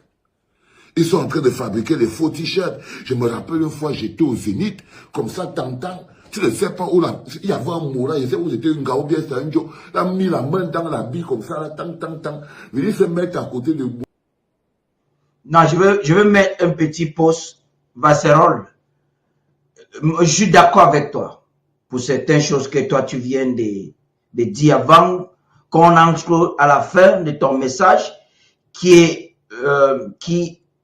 je pense que c'est pas juste. Il faut que je t'apprécie pour ce que tu viens de dire. Ce qui est vrai, c'est que le faux truc, l'arrangement entre Maurice Kamto et certains groupes de gens, c'est pas l'Ambazonie. Les vrais Ambazoniens ne sont même pas intéressés dans ça. Bon, je suis d'accord avec toi. Et il faut prêcher ça comme tu prêches là chaque matin. Dès que tu te réveilles le petit matin, il faut avancer ce cours-là. Ce qui est sûr, c'est que tout l'arrangement qui se passe entre Maurice Kamto et certains gens qui se disent qu'ils sont des Ambazoniens, ce ne sont pas des Ambazoniens. Je suis d'accord avec toi. On va finir maintenant. Et commencer à chercher à envoyer comment il va déployer son drapeau du... Mais après ça, imagine, on était dans le Zénith, 7000 personnes, quelqu'un met la main dans... Il déploie dans le but de salir. Dans le but de salir. Dans le but de jouer juste sur... Et c'est comme ça les petits kamikazes. Hein. Il débarque, il déploie, il a ses combis pour filmer, il filme, clac. C'est ça qui commence à vous poster. Pour vous dire, oh, vous avez invité les Ambazoniens, vous avez fait ceci. Parce qu'il faut bien savoir que tout Ambazonien, c'est un Camerounais en colère. N'oubliez jamais. Tout Ambazonien, c'est un Camerounais en colère. Mais l'expression de la manifestation de l'Ambazonie comme un État, c'est de la rébellion. C'est de la rébellion. Ça ne fait pas partie de notre politique. L'Ambazonie n'existe pas dans le système politique du mouvement pour la renaissance du Cameroun. Non, le Cameroun est un et indivisible. Il n'y a pas un drapeau qui peut venir. Le seul drapeau autorisé, c'est le vert au jaune. Bon, regardez là où tu as touché la tête de ce pan. Quand tu as l'audasme, c'est là où que tu viens de toucher la tête d'une sépan. Quand tu as l'audasme de faire ce genre de déclaration, c'est un mot d'abord qui est provocatif, un mot qui a encouragé cette guerre maintenant entre les deux Camerounais. Quand tu te lèves à ce rôle, je te demande maintenant, tu te lèves tôt le matin et tu élèves ta voix pour faire les déclarations comme ça avec l'arrogance que le Cameroun est quoi, un et indivisible. Tu comptes sur quoi? Tu comptes sur la loi ou sur l'histoire? Parce que pour vous, les boules, vous pensez que les peuples de Southern Cameroun sont vos esclaves. Donc ils n'ont même pas le droit de représenter avec les drapeaux. Tu viens maintenant de manque de respect contre un pays qui ne reconnaît pas la loi internationale. Et si tu es un activiste, tu dois prendre la peine pour t'éduquer, premièrement. Si tu ne connais pas, je vais te dire quelque chose avant de continuer en anglais. Il y a un monsieur qui avait commencé à prêcher pour la ferveur de Maurice Kamto. C'est Patrice Ngana. Le professeur Patrice Ngana, c'est un monsieur que j'ai trop de respect à lui. tu dois investir un peu de temps pour lui consulter pour tout ce que tu viens de dire maintenant. Moi, je trouve ça, et les Ambazoniens trouvent ça comme un manque de respect. Tu n'as aucun droit de nous dire quand on va décider d'élever nos drapeaux. Et tu as même l'audace de dire que nous n'existons pas. Qui vous a dit ça? Now I'm going to continue in English. I do understand, Vasserol. If you don't understand, it's your problem. I do understand that you have not been properly taught because the educational system in Cameroon is a mess. But this is the fact. There is no legal expose that disappears the Southern Cameroons in international law. We're going to receive calls today. I know a lot of Ambazonians who want to react. But first of all, I want to bring the lawyers in right now to make a contribution in this conversation. And I would like to begin with you, Barrister Fru, because before we even discuss on this issue, and there is a communique that is there, that's our focus. But I thought we should lay down a foundation of this conversation before we get into that communique, so that a lot of this guy might just be innocent, because a lot of citizens of La République du Cameroon are ignorant. To them, Ambazonians are just some Cameroonians that are rebelling. That's according to him, you know. And I think that's unfortunate. Barrister Fru, please talk to us before we get a contribution of Barrister Mbeseha. I am personally very offended by what I heard this guy say. First, he said an Ambazonian is a Cameroonian who is angry. Ambazonia does not exist. The name Ambazonia does not exist. That Cameroon is one and indivisible. God damn it, he will eat his words. He doesn't know anything about the history of the Southern Cameroons, not to talk of the history of his particular country. I am offended by this guy. I don't know how you got him on this network, but the fact is, he should know that the Southern Cameroons was never part of La République du Cameroon. That the Southern Cameroons never joined La République du Cameroon. They invaded our territory on the 1st of October 1961, bringing in gendarmes and military like they were taking over a conquered territory. Our poor political leaders, when they went to Pumban, they never signed anything, they never agreed on anything, and they came home and they were invaded till today. And he has the audacity to come on our network and talk about the non-existence of Ambazonia, and that he is Ambazonians are Cameroonians who are angry. We are no Cameroonians. We are not Cameroonians, my dear man. Go and you, it looks like you are educated. Go and look for the history of the Southern Cameroons. How the Southern Cameroons got mixed up in this messy system of your country. Go and read it. We were invaded by you people. And because of that, because the British had abandoned us, we couldn't fight back. You did what you did for the years you did. You subdued our ancestors, our fathers who are now gone.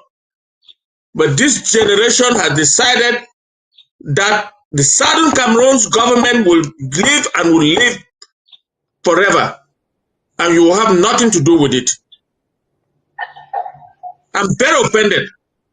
Thank you, Paddy. Yeah, the statement he made was kind of a preposterous statement. It was born out of arrogance and ignorance. And we have a cross-section of and that's why ABC Networks 24 is important, because we're going to be broadcasting 24/7 in French. And we're putting a network. It's an exceptional thing that's going to be happening in the nations, in the world. So you need to support us. It's very important, because they need to understand the errors they are making, and the arrogance they are representing. We have Barrister Mbeseha here that will be making a contribution in this regard. Please, sir, we're listening. Thank you, Paddy. I'm sorry I'm a different bit from what you are saying. See, you're understanding Barcelona from different contexts. I follow that argument on your social media. There's nothing that you say which is strange. He's the support of Camto. And look at what he has said. He's reacting to that communique from the Hague of C, purportedly supporting Camto. And we know Camto. Camto has told us long ago in Canada that they don't recognize Ambazonia. We refuse Ambazonians in Canada. Camto is running for elections in Cameroon as a president. The only thing they understand there, and they understand, is Cameroon is one for purpose of winning the elections. So don't expect the supporter to come and say we support Ambazonian. No, he's reacting to what Hague of C wrote. According to him. Yeah, I do agree with you on that, and we're going to get into the Hague of C stuff. Let me now. From his own argument, he believes, or the MRC believe, that document from Hague of C was orchestrated by CPDF in order to tarnish their campaign in France. Yes. Why? To tarnish campaign by saying that somebody is supporting Ambazonia who are rebels, who are just criminals. So if they are supporting Ambazonian rebels, then he will be the president of Cameroon. That is his message. The thing that should concern us is, who are these Ambazonians who sat down, came out with this communique, signed with their names, and claimed supporting a candidate and next election? That is our issue. Those guys are supposed to be. Yes, sir, I do agree with you. We're going to get into that. But I just thought we should have used that opportunity because we've had conversation with a lot of activists or pro-Cameroon activists who keep on telling us in our face. It's a narrative that we have to try to debunk as much as possible, because they try at every given moment not to recognize our sovereignty, which we know that this war is also psychological. But I think what your analysis there, Barrister Mbeseha, is very correct, because that the purpose of this conversation was to lay the foundation for us to get to where you're getting now, about those who signed that document. It's going to be the main focus of our conversation. But like I said again, we want to before you go on, you're going to continue, Barrister Fru, just a moment. Yeah, before you go on, I have not read that communique. That communique that you flashed on. I have not seen it. And I get offended because that guy came on this network and made that statement. That's why I'm offended. It's not because I don't know anything about the communique. I've not read it. He could be reacting, fine. But it's approved. He did not come here. It's a video. It's an excerpt video we brought so that we can debunk. No, yeah, I know. I'm saying that communique, tie that communique to that guy. I cannot do that because I have not read that communique. But no this is pronouncement. His pronouncements are very, very offensive. Agreed. That's the truth. And this is the cliche. Camto, like Barrister Mbeseha has said a couple of times, wouldn't want to recognize that Ambazonia does exist. Even in his story, there was a time we spent about a week, all of us, the lawyers. We don't need him. We don't need him. Just a moment. Just to debunk Camto's representation of history that was distorted. Camto would believe that Cameroon is one in his rhetoric. And that's the cause of our conversation. The most important thing we'll be talking about is the Hague of C alliance with Camto. So Hague of C published a document which I want to read for those who probably have not seen that document, and which is what Vasero is coming to say. But the party involved has not officially, Camto's party has not officially debunked this document. So Vasero is an activist. So by Staff Mbeseha, that's where I kind of do not agree with you, because Vasero is an activist. That is not an official representation of MRC. And therefore, he's just talking as an activist. Because we want Kanto to send out a counter to say that they are not aware of this alliance.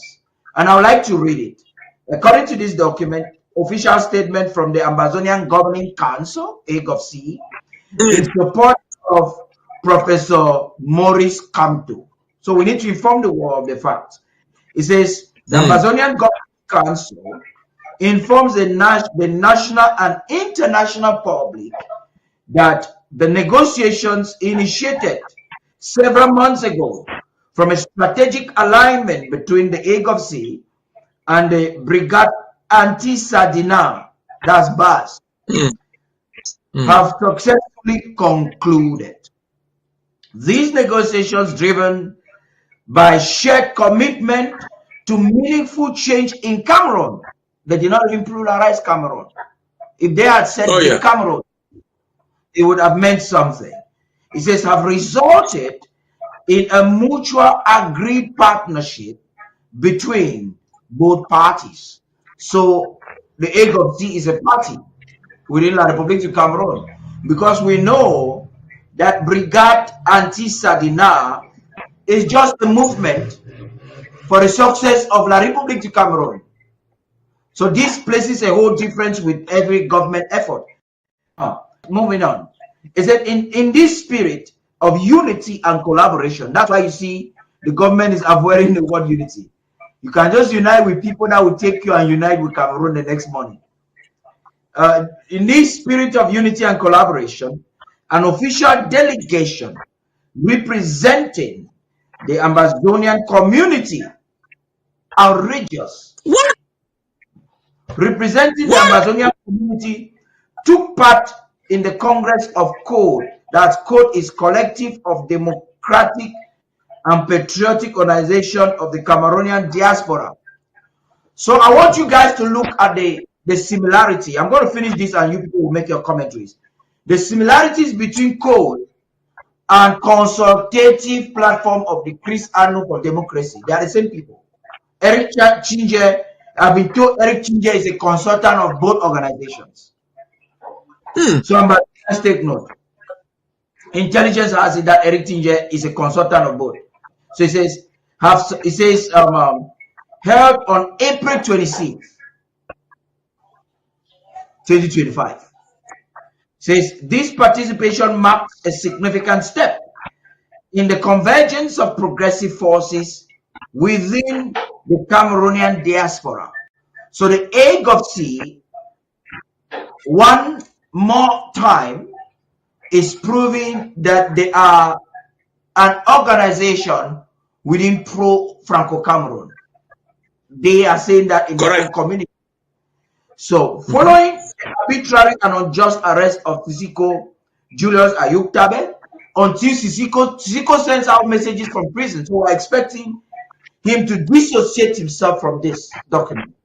Or it will also be concluded that he's a part of it. And Lucas Cho Ayaba, historical leaders of the Ambazonian independence movement, this is a manipulation. It's a critical, outrageous manipulation. The AGOC, after unanimous consultation with its members, supporters, and strategic partners, hereby officially declares its support for Professor Maurice Kamto in the context of the October 2025 presidential election in Cameroon. In this regard, the Ambazonian Governing Council confirms its participation in the rally organized by the Cameroon Renaissance Movement, that is CRM, scheduled to take place in Paris on May 31st, 2025, alongside the BAS and other change-driven movements. The AGOC remains firmly committed to a political solution that is inclusive,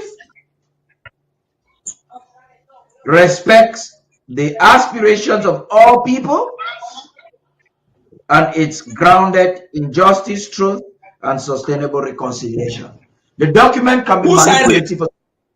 Who signed They it? Who signed it? Raymond Akosong Raymond, Secretary of the HSS.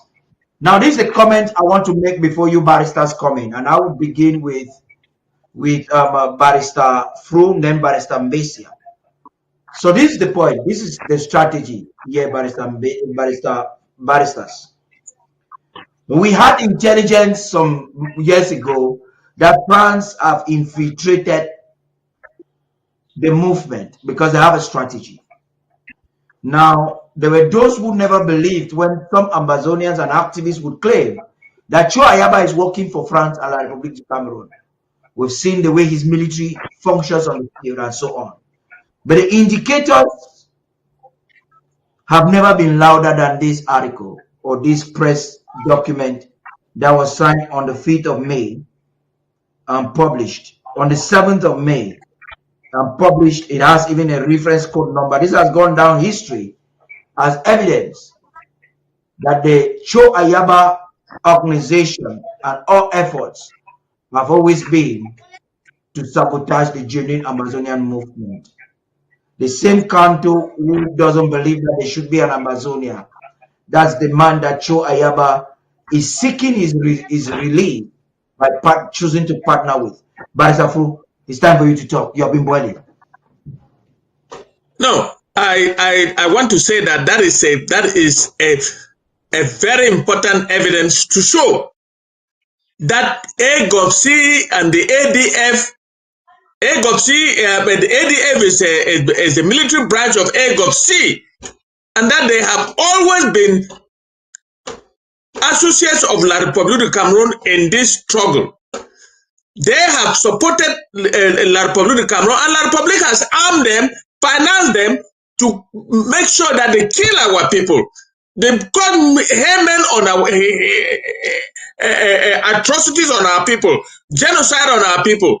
All the crimes that the Norwegian court is accusing Ayaba Cho were orchestrated alongside La République du Cameroun.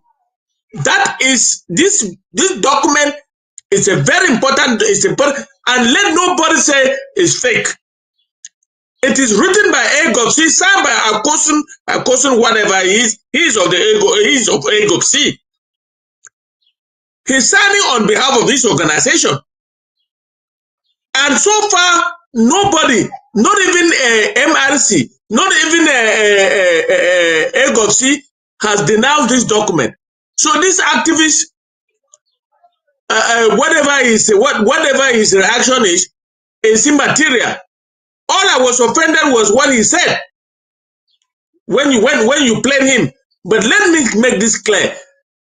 Every Ambazonian now should know that all those leaders that met in Ghana, plus this AGOPC, they are one and working we are working in synergy against the struggle of the Southern Cameroon's Ambazonia. Otherwise, what have they got to do with politics in La République du Cameroun if they were for the independence of the Southern Cameroon? They are now endorsing a candidate in La République du Cameroun, and that what they made in Ghana, that organization, they call it what? It's working in synergy with AGOPC, and they are now proposing to align with Maurice Kamto for the presidency. That is an endorsement coming from what you call, what La République calls the only voice, the only organization that fights for the interests of Ambazonia. That is a proxy, a proper proxy and a partner of La République du Cameroun. That communique states it very clearly. So they will be participating in a rally in France, a political rally. They will be participating in a political rally in France to show the world that they support La République du Cameroon's political system, and they have a candidate for their presidency. And we don't need any more evidence. That letter, if it can be sent to the Norwegian prosecutor, that ties Ayaba with La République du Cameroon on the atrocities that have taken place in the southern Cameroon and Ambazonia. Or better still, it will be attached to the documentation that will go into the ICC, because these are the people we can now know that La République du Cameroon has been working with this guy to commit the atrocities, the war crimes and crimes against humanity that have taken place in the southern Cameroon and Ambazonia. That's what it is. We don't need any more. They have, this is God's work by making them produce evidence by themselves. Yeah, and it's properly signed by an official of AGOPC. That's an amazing contribution right there, which I want to have Barrister Mbeseha come in. He has been wanting to talk about that. Please, Barrister Mbeseha. Thank you for having me. And I hope you give me a few more minutes. Please. Because this is long. Yeah, go ahead. I'll start from this point. It's infiltration. Yeah. Republic has infiltrated us. Infiltration is the legitimate strategy for defeating your opponent. Yeah. What they're doing is pure infiltration. They're doing a legitimate thing. But let us take it back to AGOPC, and then I will expand it from there. Mm-hmm. We all know the activities of AGOPC in the home front. Yeah. What they have done, and they have all the actions support the idea that to support the government of Cameroon. Whether the government is led by Paul Biya, come to anybody to support the government of Biya one day. So there's no mincing words there. Let us take it out of there and move a little bit further and see how the exfiltration has expanded. It is not about Ayaba. Ayaba is just an individual. Even his sentence to 10, 50 years in prison. His remnants are in hundreds outside there doing the job for which he only pays the price. And so if you take them out there and you go step by step, just start Canada and the CDN. The CDN was owned or is owned by Ambazonians. But all what they have tried to do so far indicates that they have been infiltrated by Yaoundé. There's no doubt about it. They provided the funding and the organizational skills that took them to Canada for purpose of a certain thing called a meeting. We don't know what came out of Canada, but the only thing we know that came out of Canada is the evidence from Capo Daniel, who did not all represent AGOPC. He became the main spokesman of the Canadian conference. What came out of it, we all understand, was the idea of having one individual Cameroon and the devolution of power. It's the same language. But let us go beyond AGOPC. And I explain this, if you allow me. No, please go ahead. Go ahead. Go right ahead, please. You have the floor. People have addressed this issue before. Yeah. You know, again, I borrow from Kochiba, who says if you are not properly formed, you are deformed. Yeah. It looks to me that most, if not all, our brothers and sisters in this struggle are actually deformed. And then this is my analysis for arriving at the information. They are unconsciously selling out the Ambazonian cause to Yaoundé. Let us start with the Ghanaian meeting they had in Ghana. In Ghana, yeah. What did they do in Ghana? The only thing they did, in summary, was to destitute, decapitate what they set up in Nigeria, in the fourth country called the interim government. Yeah. Which was supposed to represent Ambazonia as an institution. Yeah. What happened there? He found a certain chairman, is the chairman of the Restoration Council, who went in there representing the SCNC. Yep. He revived his independence, and then a certain group that constituted the IG in the name of the consortium, they became a consortium. And then what do they now? Where is the IG system up there? It has been destroyed by this very Canadian. So there's nothing called government. Whose interest are they selling? They are selling the interest of Yaoundé. Yeah. And what was the chairman of the SCS doing? The chairman of the SCS, people forget, he is one of the people who has been infiltrated and has destroyed the whole cause, knowingly or unknowingly.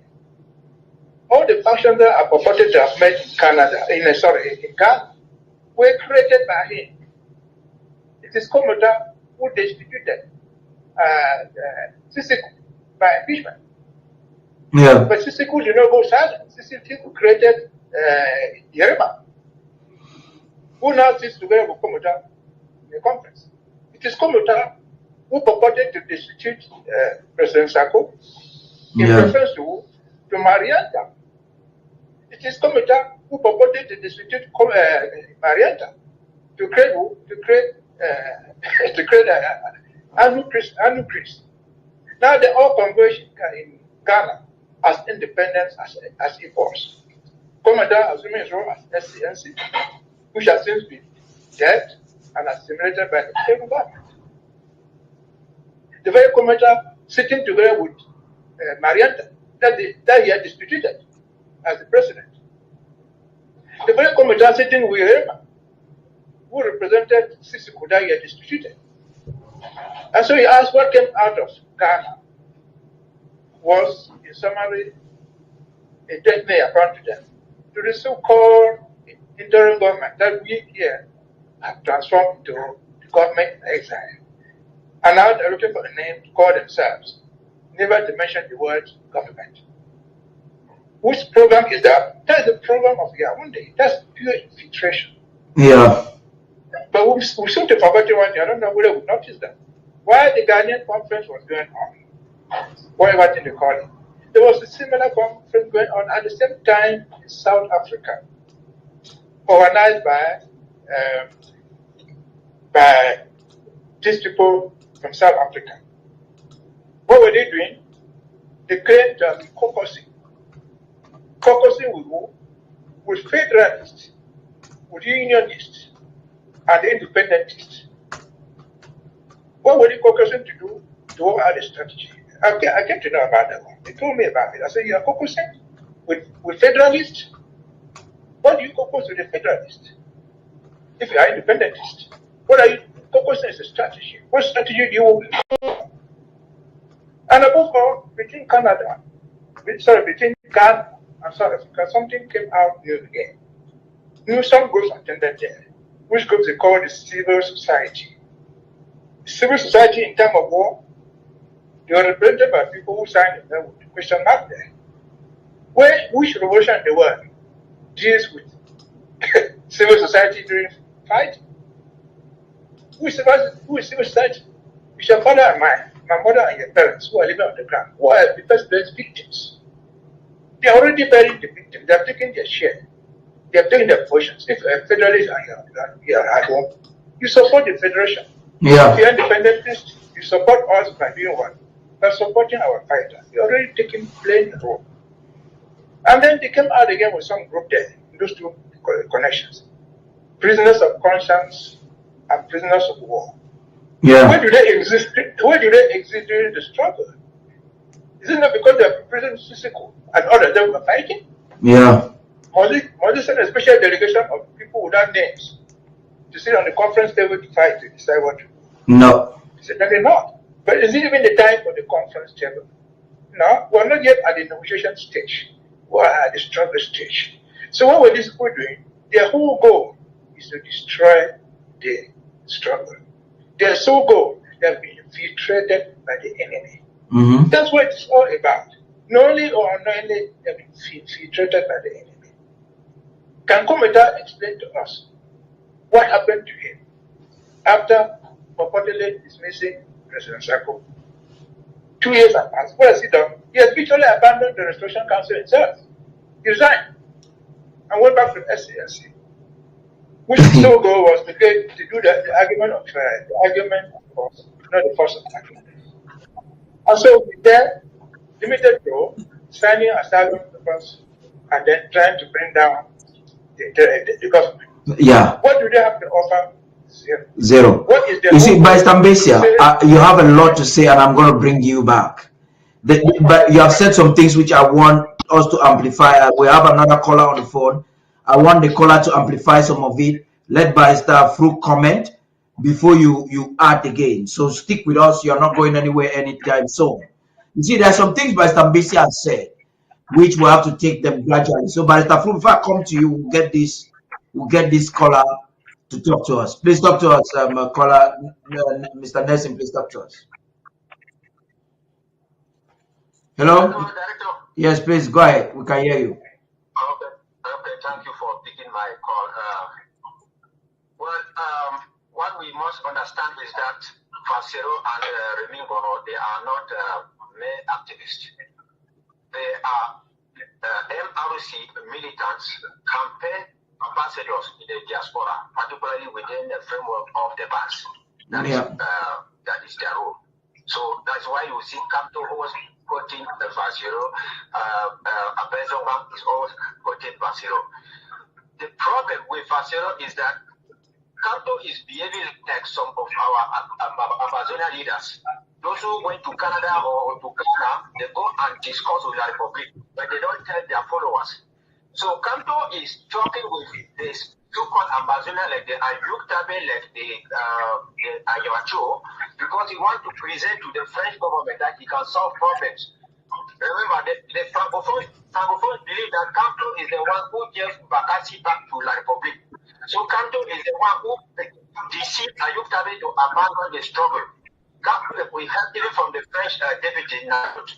Kanto is the one who is trying to tell La Republique that, okay, I'm able to bring in Ambazonia to gather everybody who settled for one Cameroon. He is not telling Fasero and Remingo. That's the reason why you see Fasero and Remingo, they are surprised. They don't know that Kanto is talking behind the scene with them. For the fact that Fasero is saying that they don't know if we are separate people, all Francophones, they know. How do you know when you go to the level of university, when we mix Francophones and Anglophones, we come to the university, they always ask during the course of decolonization, they say, when did Cameroon achieve independence? Francophones themselves, they write, they say Cameroun oriental a eu l'indépendance le 1er janvier 1960, occidental le 1er octobre 1961. But the teachers will mark it wrong, they say, no, it is only 1960. Yes, because in their pictures, they are still believing that the German protectorate, the colony that existed, was a country. They know very well that it was a colony, not a country. That is why even Pierre himself said, oh, after the First World War, they divided his country into two, which is wrong.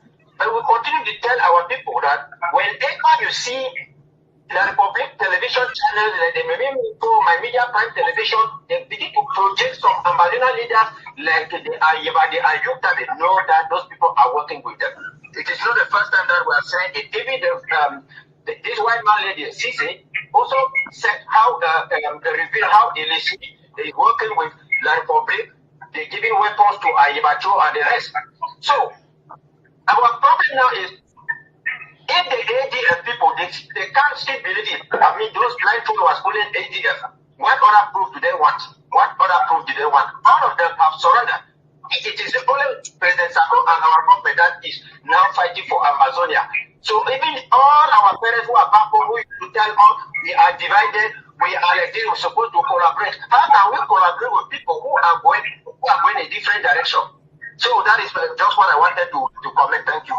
Amazing. You see, Ochiba has raised almost similar things to what Barrister Mbeseha raised there. And I want to highlight a few so that you can make some comments before we get back to Barrister Mbeseha, Barrister Fru. Yes, I want to highlight. I will give you the chance. Let me cue you in.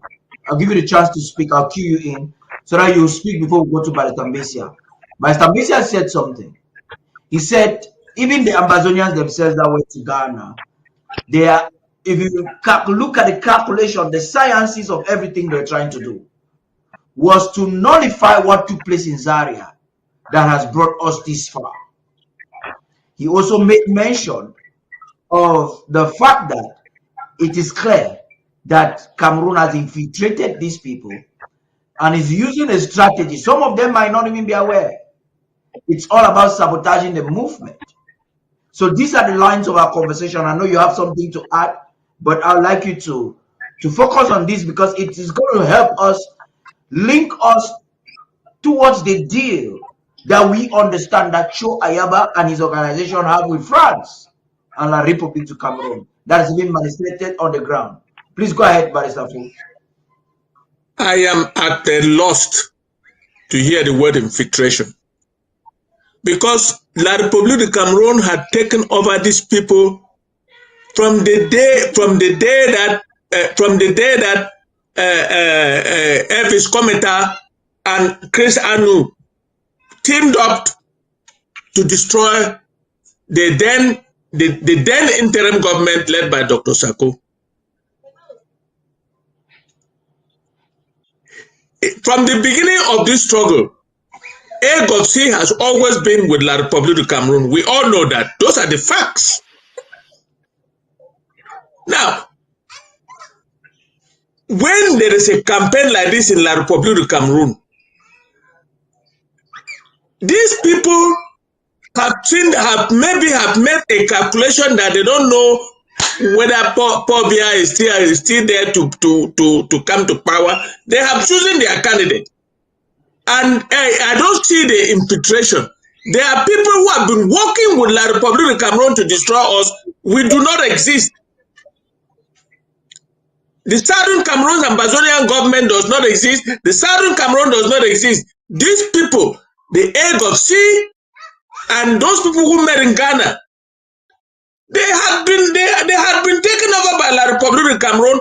La République du Cameroon bankroll all what is happening right from Canada to Vietnam and to Canada, and all what AGOC has been getting to kill our people, to fight our people, has been financed by La République du Cameroon, has been properly armed by La République du Cameroon, and we are talking about infiltration. Who is infiltrating who? La République does not need to infiltrate these people. These people already belong to La République du Cameroon by virtue of what La République has done for them, the support that La République has been giving them. AGOC is strong because La République has given them support. I knew them are making noise, flying all over the place because La République finances them. Who has infiltrated who? In the context of this our revolution, I don't see any infiltration. These are people working in synergy with La République du Cameroon. It is only in this campaign that some of them now want to align with Kanto, and to make Kanto their candidate. Who is infiltrating who? I fail to understand that. My problem is that these people no longer are not working for the independence of the Southern Cameroon Ambazonia. They have never been, from the day that La République bought over them. So why would La République at this time be infiltrating anybody? This letter that you just read from AGOC is genuine, it's genuinely signed, and it indicates that as the campaigns are going on, people in La République du Cameroon are choosing their camps, and AGOC have chosen his own camp, his camp too. And I want to associate those idiots who met in Ghana that they are part of this deal. Whether they like it or not, let them denounce this deal. Let me see.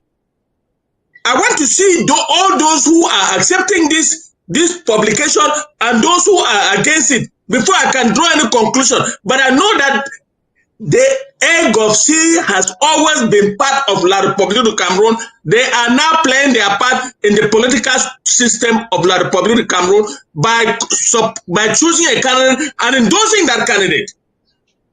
So That's why it is probable that they are surely just trying to do that now so that they can seek probably for a release of their man in Norway. Those are interesting insights there. La République du Cameroon has no power to release anybody. They will never be able to release like a criminal like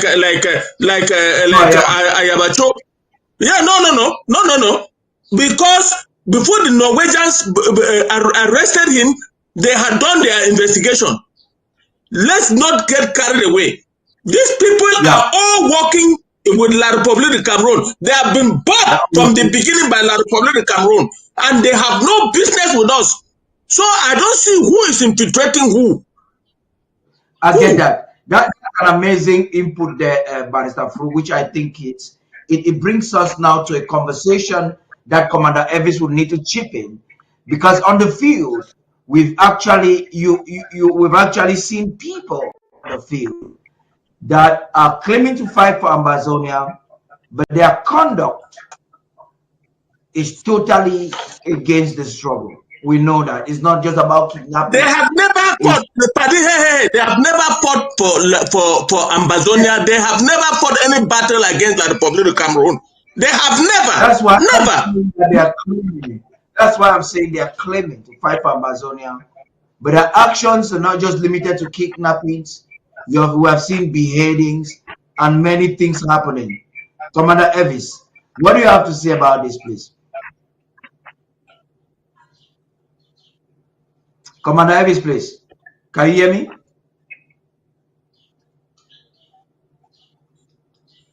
Hello, Commander Elvis. We might have lost Commander Elvis there. But while I'm trying to connect him, Barrister Mbeseha, please continue. Well, again, my point is this. People don't look at this thing far ahead and far behind. We never get to the point. What we don't understand is that the Republic of Cameroon is a government well established with all the intelligence around the world. So they are following us. They're using all those strategies, kidnapping and so on. They're just strategies to paint this struggle black. But let me go back to what I said earlier. You know, in 2017, before 2017, there have been the SCACO, there have been the governing council. The Republic was following all these things very strictly. He has never closed their eyes. And came October 2017, they purported to create an interim government. And named at the end of it, President Sisiko. Sisiko survived only the whole of November and December. In January, he was off the state. He was kidnapped and taken to Yaoundé. Would that be a mistake? No. The whole goal of taking him into custody is not because Sisiko was doing anything wrong.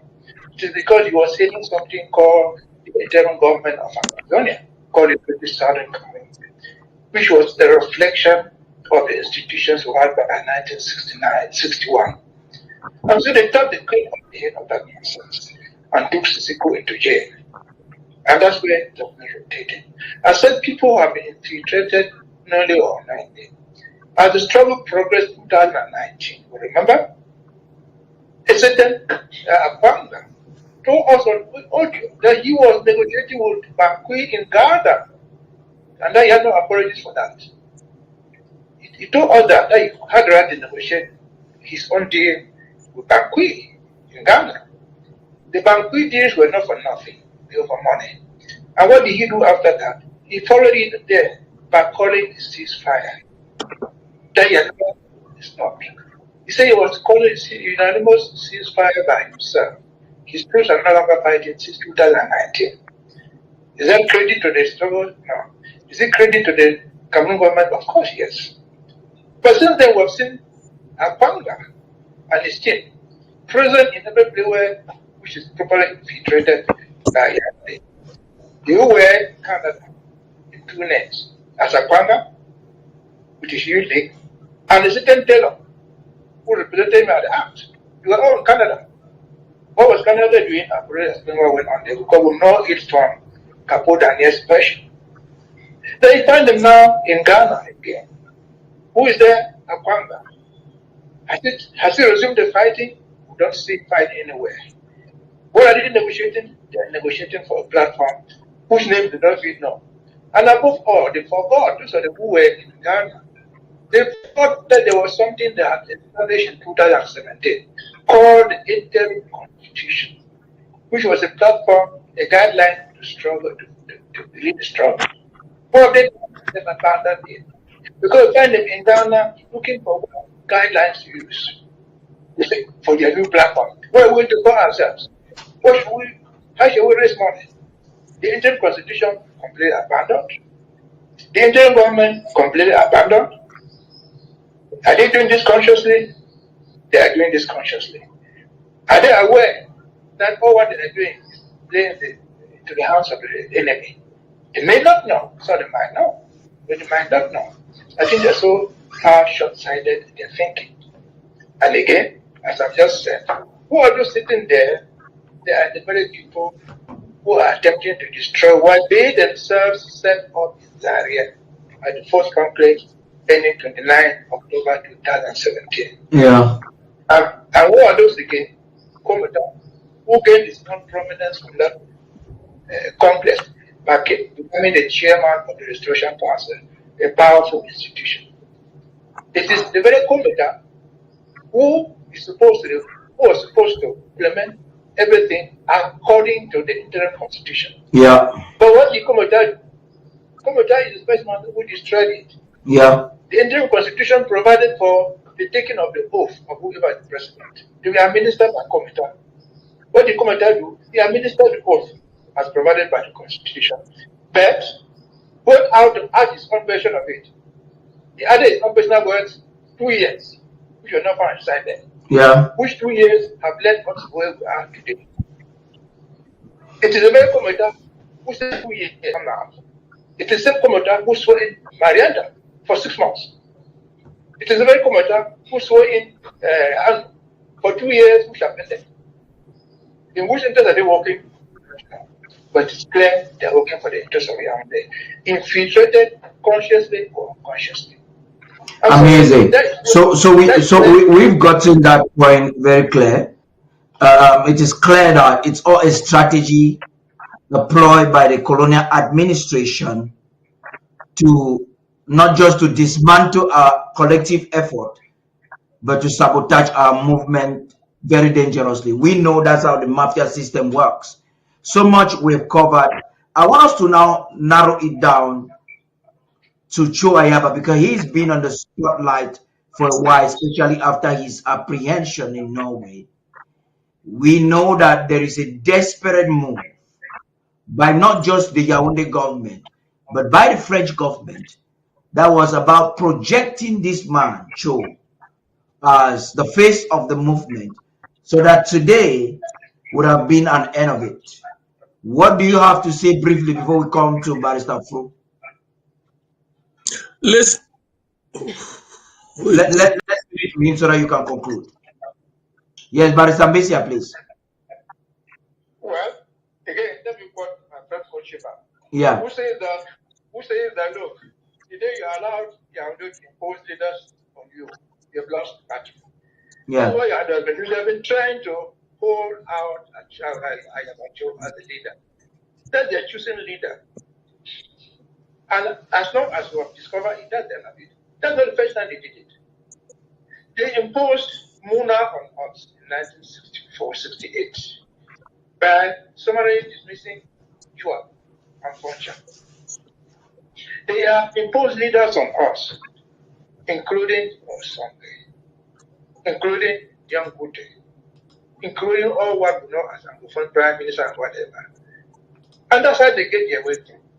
And so trying to impose Ayaba, again, it's a strategy which is part of the game. Now, the good thing about it is that at least we have discovered the trick. Shall we get into this of blackmail, open blackmail, international blackmail? Certainly not. The fact that we're discussing it now, I'm sure 100% sure. That Yahweh is following us this debate. Yeah. They are following us probably live. You see them quoting us tomorrow. And so we have been infiltrated academically, we have infiltrated politically. What people like Mr. Julius who are historians, their own name PhDs, they know the history of their own thing and Cameroon. But again, they become infiltrated. Ngo says, from day one, you do not like the Federation. But you fail to say that, well, if you didn't like, you were free to go. From day one, Ngo, the historian says, look, what they're doing here, they call it special status, does not reflect anything that exists in Southern Cameroon. But Ngo will not say, look, Ambazonians are free to move away. Ngo says the so-called union was imposed on us. But as a historian, it's only to quote to us any document, any historical example of where people who freely enter into the union don't have the right to freely walk away from it. We call him an infiltrated man. He will get angry. That is skewed history. And so that's where we are. What we know is we are already aware of all these things. So we allow ourselves to get into this nonsense. Now, to be wise, our eyes are open. They have done so much, but we have to stop doing it. Because as long as we discover a spy, it's to be a spy. Because we know where he's going, we know where to pass, we know their strategy already. What do you? Amazing. Barrister Fru, please. I want you to conclude on this so we can move into the last phase of the conversation. Paddy, from the beginning of this struggle, Ayaba Cho signed a collaborative agreement with La République de Cameroon, and they have been part of La République de Cameroon to make sure that we don't succeed in anything. Number two, infiltration or non-infiltration. If there was infiltration, it took place when Commentator Elvis started his mission. He was infiltrated. He came and imposed his 2 years, and then he started now working. And Chris Anu was at the corner putting pressure, and finally walked out of the interim government. The interim government was made in Zaria. So the destruction had started when Chris Anu wanted to destroy the interim government and his team.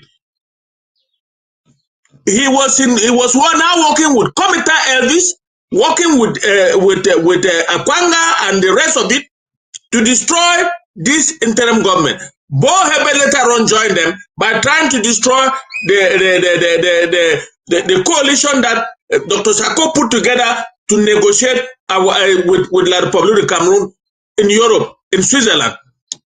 Listen, the destruction, the infiltration, if there was, started from the beginning. It's not by publishing this letter that we'll be talking about infiltration today. This letter is a confirmation of Egopsin being part and parcel of La République de Cameroon. Egopsin was not enough for La République de Cameroon. That's why they came in to destroy the interim government. And they did it through Commentator, El Anu, Marianta, and you can name them. You can name them.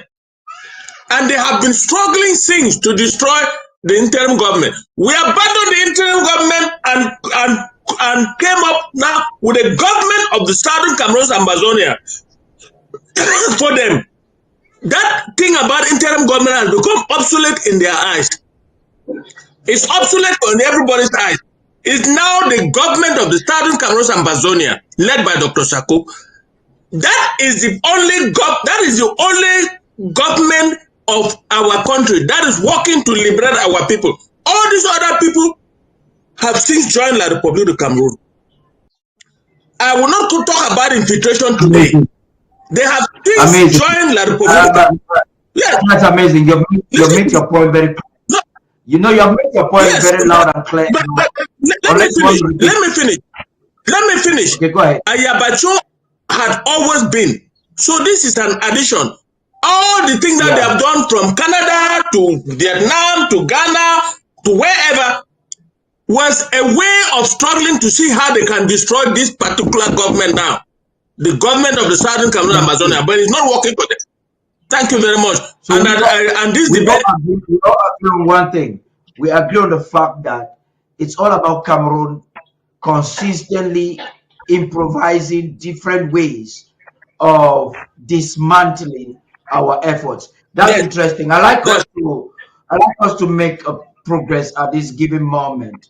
We have the president of the Federal Republic of Ambazonia through the high office of the Secretary of State for Communications and IT has just sent out a congratulation message to the newly elected Pope and Bishop in Rome. And I thought that before we even start talking about the 20th May, this is breaking news.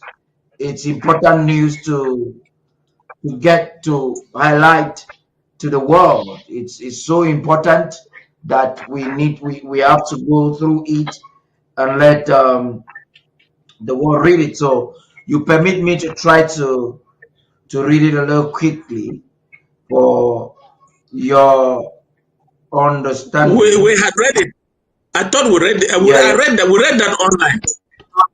This is not just for you, Barrister Fru. It has to do with those who are watching us globally, so that they will know. So there's some important aspects in the document which I want to ask you. First of all, I understand that Barrister Mbeseha is a Catholic, and then I know you are Presbyterian, if I'm not mistaken. But I'm Presbyterian, but Catholic educated. That's amazing. So I want us to dissect some aspects of this message, because it's a political document and would have some significance that we all need to examine. So according to this document, signed this day by Munga, the Secretary of State for Communications and IT, President Sako congratulates His Holiness Pope Leo VIII on his election as Supreme Pontiff. So the government of the Federal Republic of Ambazonia, under the distinguished leadership of President Dr. Samuel Sako, extends its deepest congratulations and spiritual solidarity to His Holiness Pope Leo VIII upon his election as the Supreme Pontiff, and the 14th, not the 8th, the 14th. Okay, 14th, and the 14th, and the 20th, and the 268th successor to see of St. Peter. In a letter addressed personally to the Holy Father, President Sako hailed the moment as a divinely guided reaffirmation of the Church's global mission to defend the poor, comfort the afflicted, and speak prophetically in a world longing for justice and moral clarity. So there is an aspect of that letter that Dr. Mungwa would highlight here. Your election is not merely a continuation of apostolic succession, the president wrote, but a providential reaffirmation of the Church's mission to be a voice for the voiceless, a sanctuary for the marginalized, and a light in the dark corners of our shared humanity. So President Sako also paid homage to the enduring legacy of Pope Francis, under whose pontificate the Ambazonian people found spiritual encouragement and moral affirmation amid their ongoing struggle for justice and human dignity. Recalling Pope Francis' commitment to the vulnerable migrants and forgotten peoples, President Sako expressed hope that Pope Leo XIV would continue this pastoral courage with the renewed strength and global moral leadership. In your holiness, he continued, we see not only the continuity of these Christ-like virtues, but a new chapter of bold spiritual leadership guided by justice and mercy. Now, reaffirming the commitment of the Ambazonian people to peaceful self-determination and human rights, President Sako called upon the Holy See to remain attentive to the plight of oppressed peoples across the world, including those in southern Cameroon. He expressed hope for deeper spiritual engagement and encouraged mutual understanding between the Vatican and the government in exile. As Pope Leo XIV begins his pontificate, the people of Ambazonia offered their fervent prayers and heartfelt support. May your voice rise above the presidencies. May your voice rise above politics and reach the consciences of those who wield earthly power without divine fear.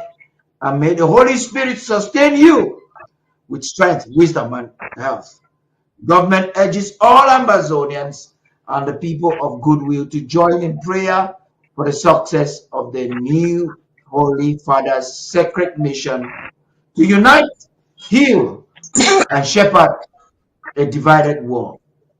Signed by the Secretary of State for Communications and IT, Dr. Martin Mumba. This is amazing. This, like I said, Barrister Fru, Barrister Mbeseha, this is more than just a communique. It's more than an ordinary letter. It is a political document. It is a document that has gone down history. In the history of Ambazonia, we've never seen a leader representing the people of the Southern Cameroons after their independence was stolen in 1961. We've never seen this form of lawyership and insight, of leadership and insight, where the president would come out to send such a political, it is like a political outreach. This is what we call diplomacy at its expert unveiling. And I'm proud to be reading such a document this day. Now I want to ask you, Barrister Mbeseha, what is the significance of this move by the government and this proactive move by the president to, first of all, have sent a private letter, and then now with Dr. Mumba publishing this? What is the significance in this phase of our movement that we're fighting the war? Please talk to us, Barrister Mbeseha. Well, the important thing is this is the first time since 1961 or purportedly have independence that Ambazonians are asserting on the international scene their own rights. We've not done that before, but now we see ourselves asserting ourselves on the international scene. For example, the Americans were dealing with the complex, which is reserved for other nations. Then, over to this issue of the Pope. The Pope is a very important personality in world politics. The Pope, or the Vatican, is a member of the United Nations. Though they have the vote, they have the moral standing there, that nearly every member state of the United Nations wants to own the Pope. You find the French coming out and begging that you should come from France. Every country would have loved to see the Pope come from their country. Therefore, the Pope is somebody who can influence the referendums. Pope Leo XIV, what does he stand for? What does Leo have to stand for? Leo XIV is the Leo XIII was the spirit of social justice. What's our cause? Our cause is the cause of social justice. Can this Pope deliver? He should, given what we know about him. But that is born in Chicago, South. Go and Google what is South of Chicago and see what it is. It is home of the poor, or the poorest black people in America. Where did he carry his mission? He lives in Peru. Peru is one of the least developed countries in the world, where there are wars, where people are undermined. So coming from this background, you will expect something from this man. We should expect even more. His predecessor, Francis, did so much. He never kept quiet. He spoke about our Ambazonian problem. He spoke loudly as the Pope and his church, the Catholic Church in Cameroon, has spoken the same language. We've seen of them before Francis, even the papas, even the bishops have spoken. But above all, the bishops that claimed to have handled on the issue, included Mr. Archbishop Andrew Kia, who was at the Grand National Dialogue. What was his last statement now? He said, what they brought a Grand National Dialogue has failed. And above all, he called on their own days, using his voice of the bishop, to say, Cameroon should negotiate with everybody. Let them open the right dialogue. That is the voice of the papacy of the bishops. So do we expect much? Of course. Cameroon would have loved to see any of his sons appointed ambassador. So that's why I need to watch your social media somewhere fabricated something. We should not probably to hold Cameroon. Who is a fabrication? But what their goal? Their goal was to show that the Pope is also condemned. Yeah. Well, Pope began to confidence from Francis, even though he did not abide by it. This is very young Pope, at 79, at 69. We hope he will deliver. At least he has the moral weight that other countries must get, even the Chinese, even the Arabs. And so, Louis forgive. It's the Pope of hope. It's a Pope of the people. It's a Pope for social justice. We need social justice. Social justice means topping the programs, listening to the people, finding acceptable solutions. And so, I think that letter addressed to congratulations is a milestone. Just as I've said, that's the first time we're accepting in the international say, we've not done that before. We always put through your own thing, so we're part of that. And now we are setting our right. We should say, congratulations to Tarh Paddy, Dr. Mongo, and those that have to draft the thing and the president. That's the milestone. If others have not noticed in Yaoundé, in Paris, and somewhere else, the one at the papacy is not going to go unnoticed. Now, noticed. So, congratulations. That's Dr. Mongo, and those who did it, doing it. We are setting our wishes. We shall not stop until we get the result of that. Over to you. Amazing. So, Mr. Fu, this is what I'd like you to comment on as you appreciate some of the things that maybe by some Mbeseha you want to do that a little bit briefly so that we can conclude with aspect on 20th May. Mr. Fu, what does this tell you about President's leadership as a liberator during this time of war? Thank you, Paddy. I read the letter that the President Sako, the congratulatory message of President Sako to Pope Leo XIV. I have also seen this letter of Dr. Mongwa, which is a reported speech to the Ambazonian people on what the president, the head of our government, has done by writing to the Pope. And he highlighted what he told the Pope. And I have read about this new Pope. He may not be very different from Pope Francis, because first of all, he was a missionary. He has lived among the poor in Peru. He has lived, all his life, he has been fighting for the poor, social justice, and the downtrodden all over the world. As a Archbishop of Chicago, as a cardinal, and again, since 2003, he became a cardinal and was appointed in the Holy See by Pope Francis. So I see him not very different from Pope Francis, the Holy Father who just left us. And this Holy Father is the Pope that has brought to bear all the suffering people of the world. He has talked about all the suffering people of the world, including Ambazonia. Therefore, this letter, which is political in nature, but more than political, also spiritual in nature, asking the Pope, telling the Pope who we are, how we are suffering, and has asked, Dr. Mongwa has asked Ambazonians to pray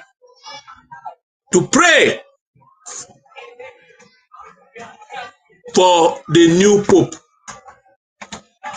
I think it's a very, very, very important political move. The president has put Ambazonia on the world stage because, listen, the Pope is the head of the church and also the political leader of the Catholic Church around the world. The Pope is the leader of the Vatican. Vatican is a country, even though a city, but a country, member of the United Nations, and a very powerful voice in the world. More than 1.2 to 1.3 billion people in the world are Catholics.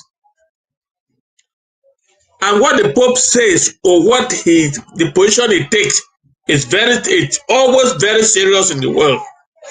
Therefore, our president has put Ambazonia on the limelight in the Vatican in the Holy See. And I think that it is a very important political move. And all we can do is to pray for the new Pope and to congratulate Dr. Sako for making him know our plight. Thank you very much. Amazing. Thank you very much, gentlemen. I want us to talk on something now which is going to come in conclusion. We'll be getting Commander Elvis to begin that side of our conversation. Commander Elvis, if you can hear me, just indicate. Can you hear me now? Commander Elvis, can you hear me, please?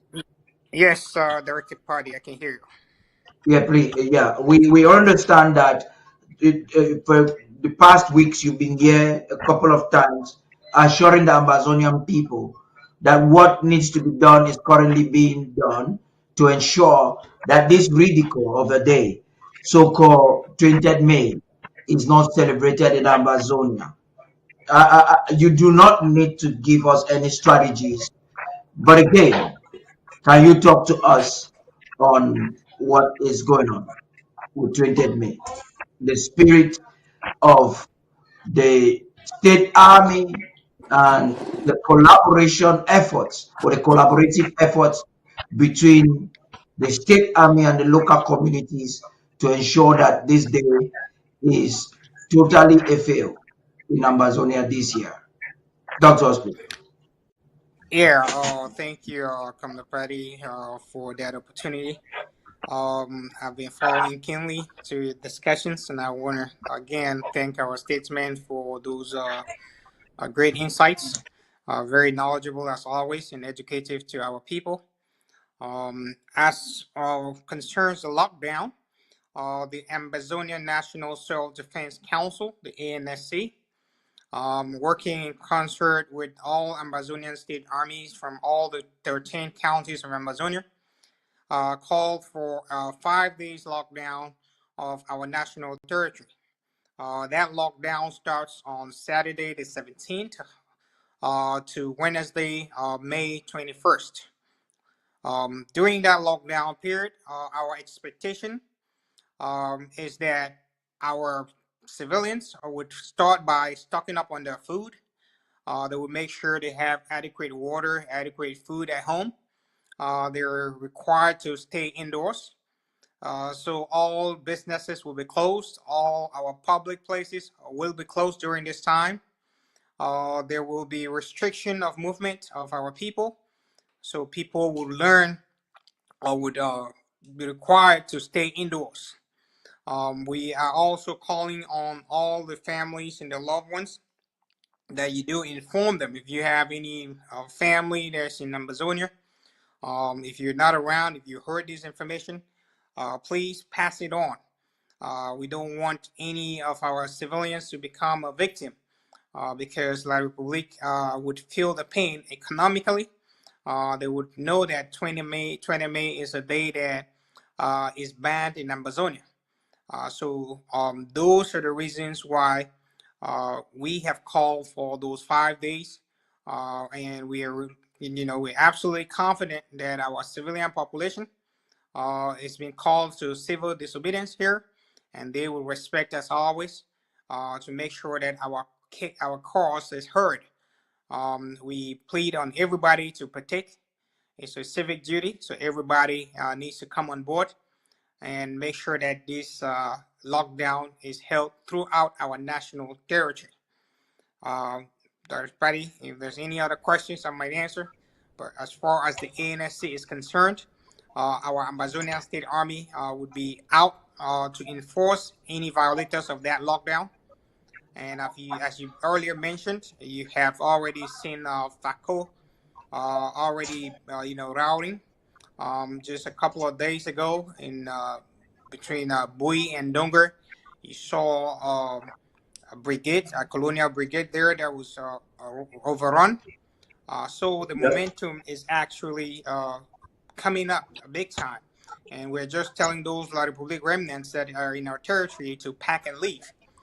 Because when the window closes, none of them will be given a safe haven to leave. So now is the time for them to leave. And this lockdown, again, is another warning to them that things are not going to be the same again. It's the time for La Republique to leave Ambazonia, leave her people alone, so we can govern ourselves, we can regain back our institutions and build our structures that we know that would serve our people. On that note, we call on Ambazonian to help so we can become, in the footsteps of other great nations that are making history in Africa now, thinking of Burkina Faso, so we can walk in that line when it's still early. Thank you, and I yield. Amazing, amazing. So we've literally come to about the close of this, but I want the lawyers to talk. If you were to ask Barrister Mbeseha to talk for 2 minutes each, why Ambazonians, home and abroad, should not sympathize or participate by any shape or form during this day Cameroon has labeled National Day, what would you say? I begin with you, Barrister Mbeseha, and then we'll conclude with Barrister Fru. Well, I think the commissioner has said everything that he said. The most important thing I think I can add is simply that earlier in this segment we have discussed infiltration. We are aware that they will try to infiltrate us. They will do it right there. They will try to organize something to show that May 20 is a good day. That is understood. They will do that. But if I were an Ambazonia, it's a civil duty not to celebrate. If I were one, if I were back home, no, this is not prescribed. I would personally wear black. Because that day is the day that should have come to us. Morning. It's the saddest thing that has ever happened to us as a people, then as individuals. All we have discussed, kidnapping, killing, bad roads, no lanterns, no garbage, is as a result of many things. It's a day for us to celebrate in cry, in weeping. Why this never happened to us? And to carry it up, lastly, stopping with hope. To pray that this thing should be taken away from us. As God said on the cross, if this be a wish, let me suffer it. But it is not the will of God for us to suffer like this. May 20th should never have happened. I was an eyewitness. But we are still living it 50, 40 years after it. And so the commissioner has said everything. It's a civil responsibility. Do what you can to enforce it. Let infiltrators video always be there. Yeah. Don't mind what you do or say. Because infiltration, as I said, is part of the strategy of the enemy. But every average Amazonian understands that that day is a day of mourning. Over to you. Barrister Fru, you have 2 minutes, please. Yes, Paddy. Dear Ambazonians at home and all over the world, we all know that 20th May is not our national day. Every year we have organized a lockdown, and this year will not be different. As usual, our people have respected the lockdowns, they have respected the stay at home, because 20th May is a day that we ought to be mourning, not celebrating, because that's the day that La Republique du Cameroon concretized their capture of our territory. Dear Ambazonians, all we need to do now is to stay home, obey the Ambazonian State Army, don't get outside and be caught in the crossfire, because the 20th May, that day is a very hot day. If you go out, you'll be taking a risk, not only for yourself, but for your family. Please stay at home like we usually do. From the 17th to the 21st of May, please do everything, stock up, buy your food, and buy water, whatever you want to do that will take you for those few days. That will be fine. Please stay at home. Don't get caught in the crossfire. I wish you all God's blessing and safety, so that on the 21st you will start your activity as usual. Thank you very much for listening. So you've heard Barrister Fru there, the great voice in Ambazonia. You've heard Barrister Mbeseha. You've heard Commander Elvis. So the message goes thus: please stay at home. Don't get caught in the crossfire. What are they saying? Is that the Ambazonian State Army is psychologically, spiritually, and physically equipped and prepared to confront infiltrators, enablers, or organizers of this illegal activity that will be taking place in that Cameroon is planning to organize again for maybe the 50th time in the Federal Republic of Ambazonia, the former British Southern Cameroon sovereign territory. It's important for us to let you know that this activity in Ambazonia is a defiance of our territorial integrity and national sovereignty. And as Ambazonians, we have a duty to preserve our rights to exist as a people. As Ambazonians, we have a right to make sure that we're not being taken for granted over and over again. We've had an amazing day, and I think we've come to a logical conclusion of this night's program.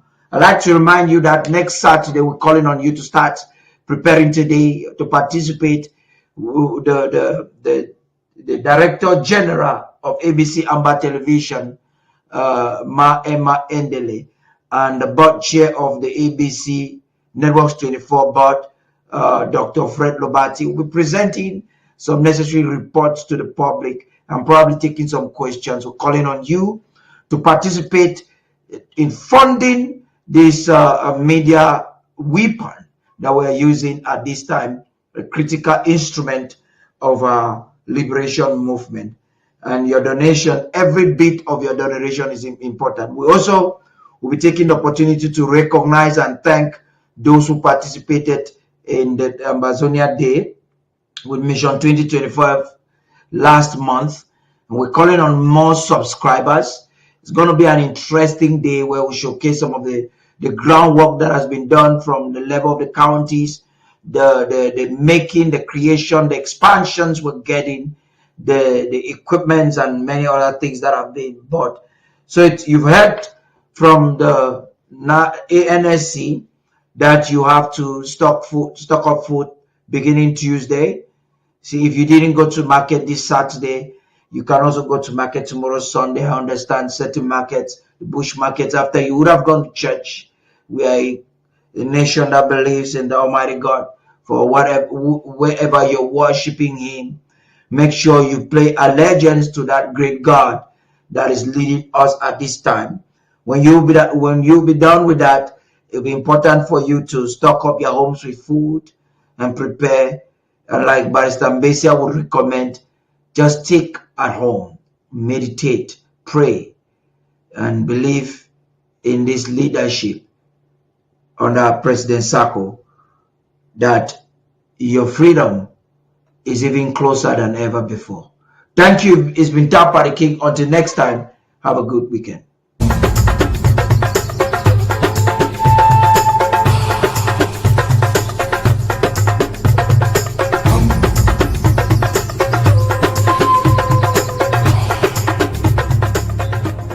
Sovereign silhouette, the emblem of Ambazonia. From the azure embrace of the Atlantic reflecting from the Ambas Bay, the iconic Fako mountain ascends with a silent, stoic grace, carving a silhouette against the sky. This towering sentinel is more than a geographical marvel. It is the heart of southern Cameroons, the stoic guardian of Ambazonia, a symbol steadfast as the unyielding spirit manifests in the unity of the land's 13th counties. Encircling this earthen spire, a dove of peace edges its arc, untouched and serene. As it soars with wings unfurled, it casts shadows upon the land, each feather a brushstroke of tranquility.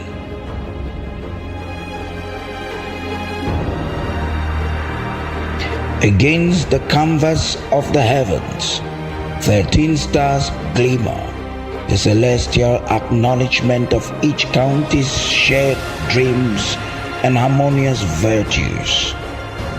The dove, in its eternal flight, is not merely a bird, but an embodiment of the collective longing for a peaceful existence under a shared identity. Beneath the mountain top, firmly grounded in the richness of the earth, twin elephant tusks rise as natural monuments. Their arcs, regal and commanding, capture the noble essence of the land spirit animals. This emblem, this seal of Ambazonia, is no mere insignia.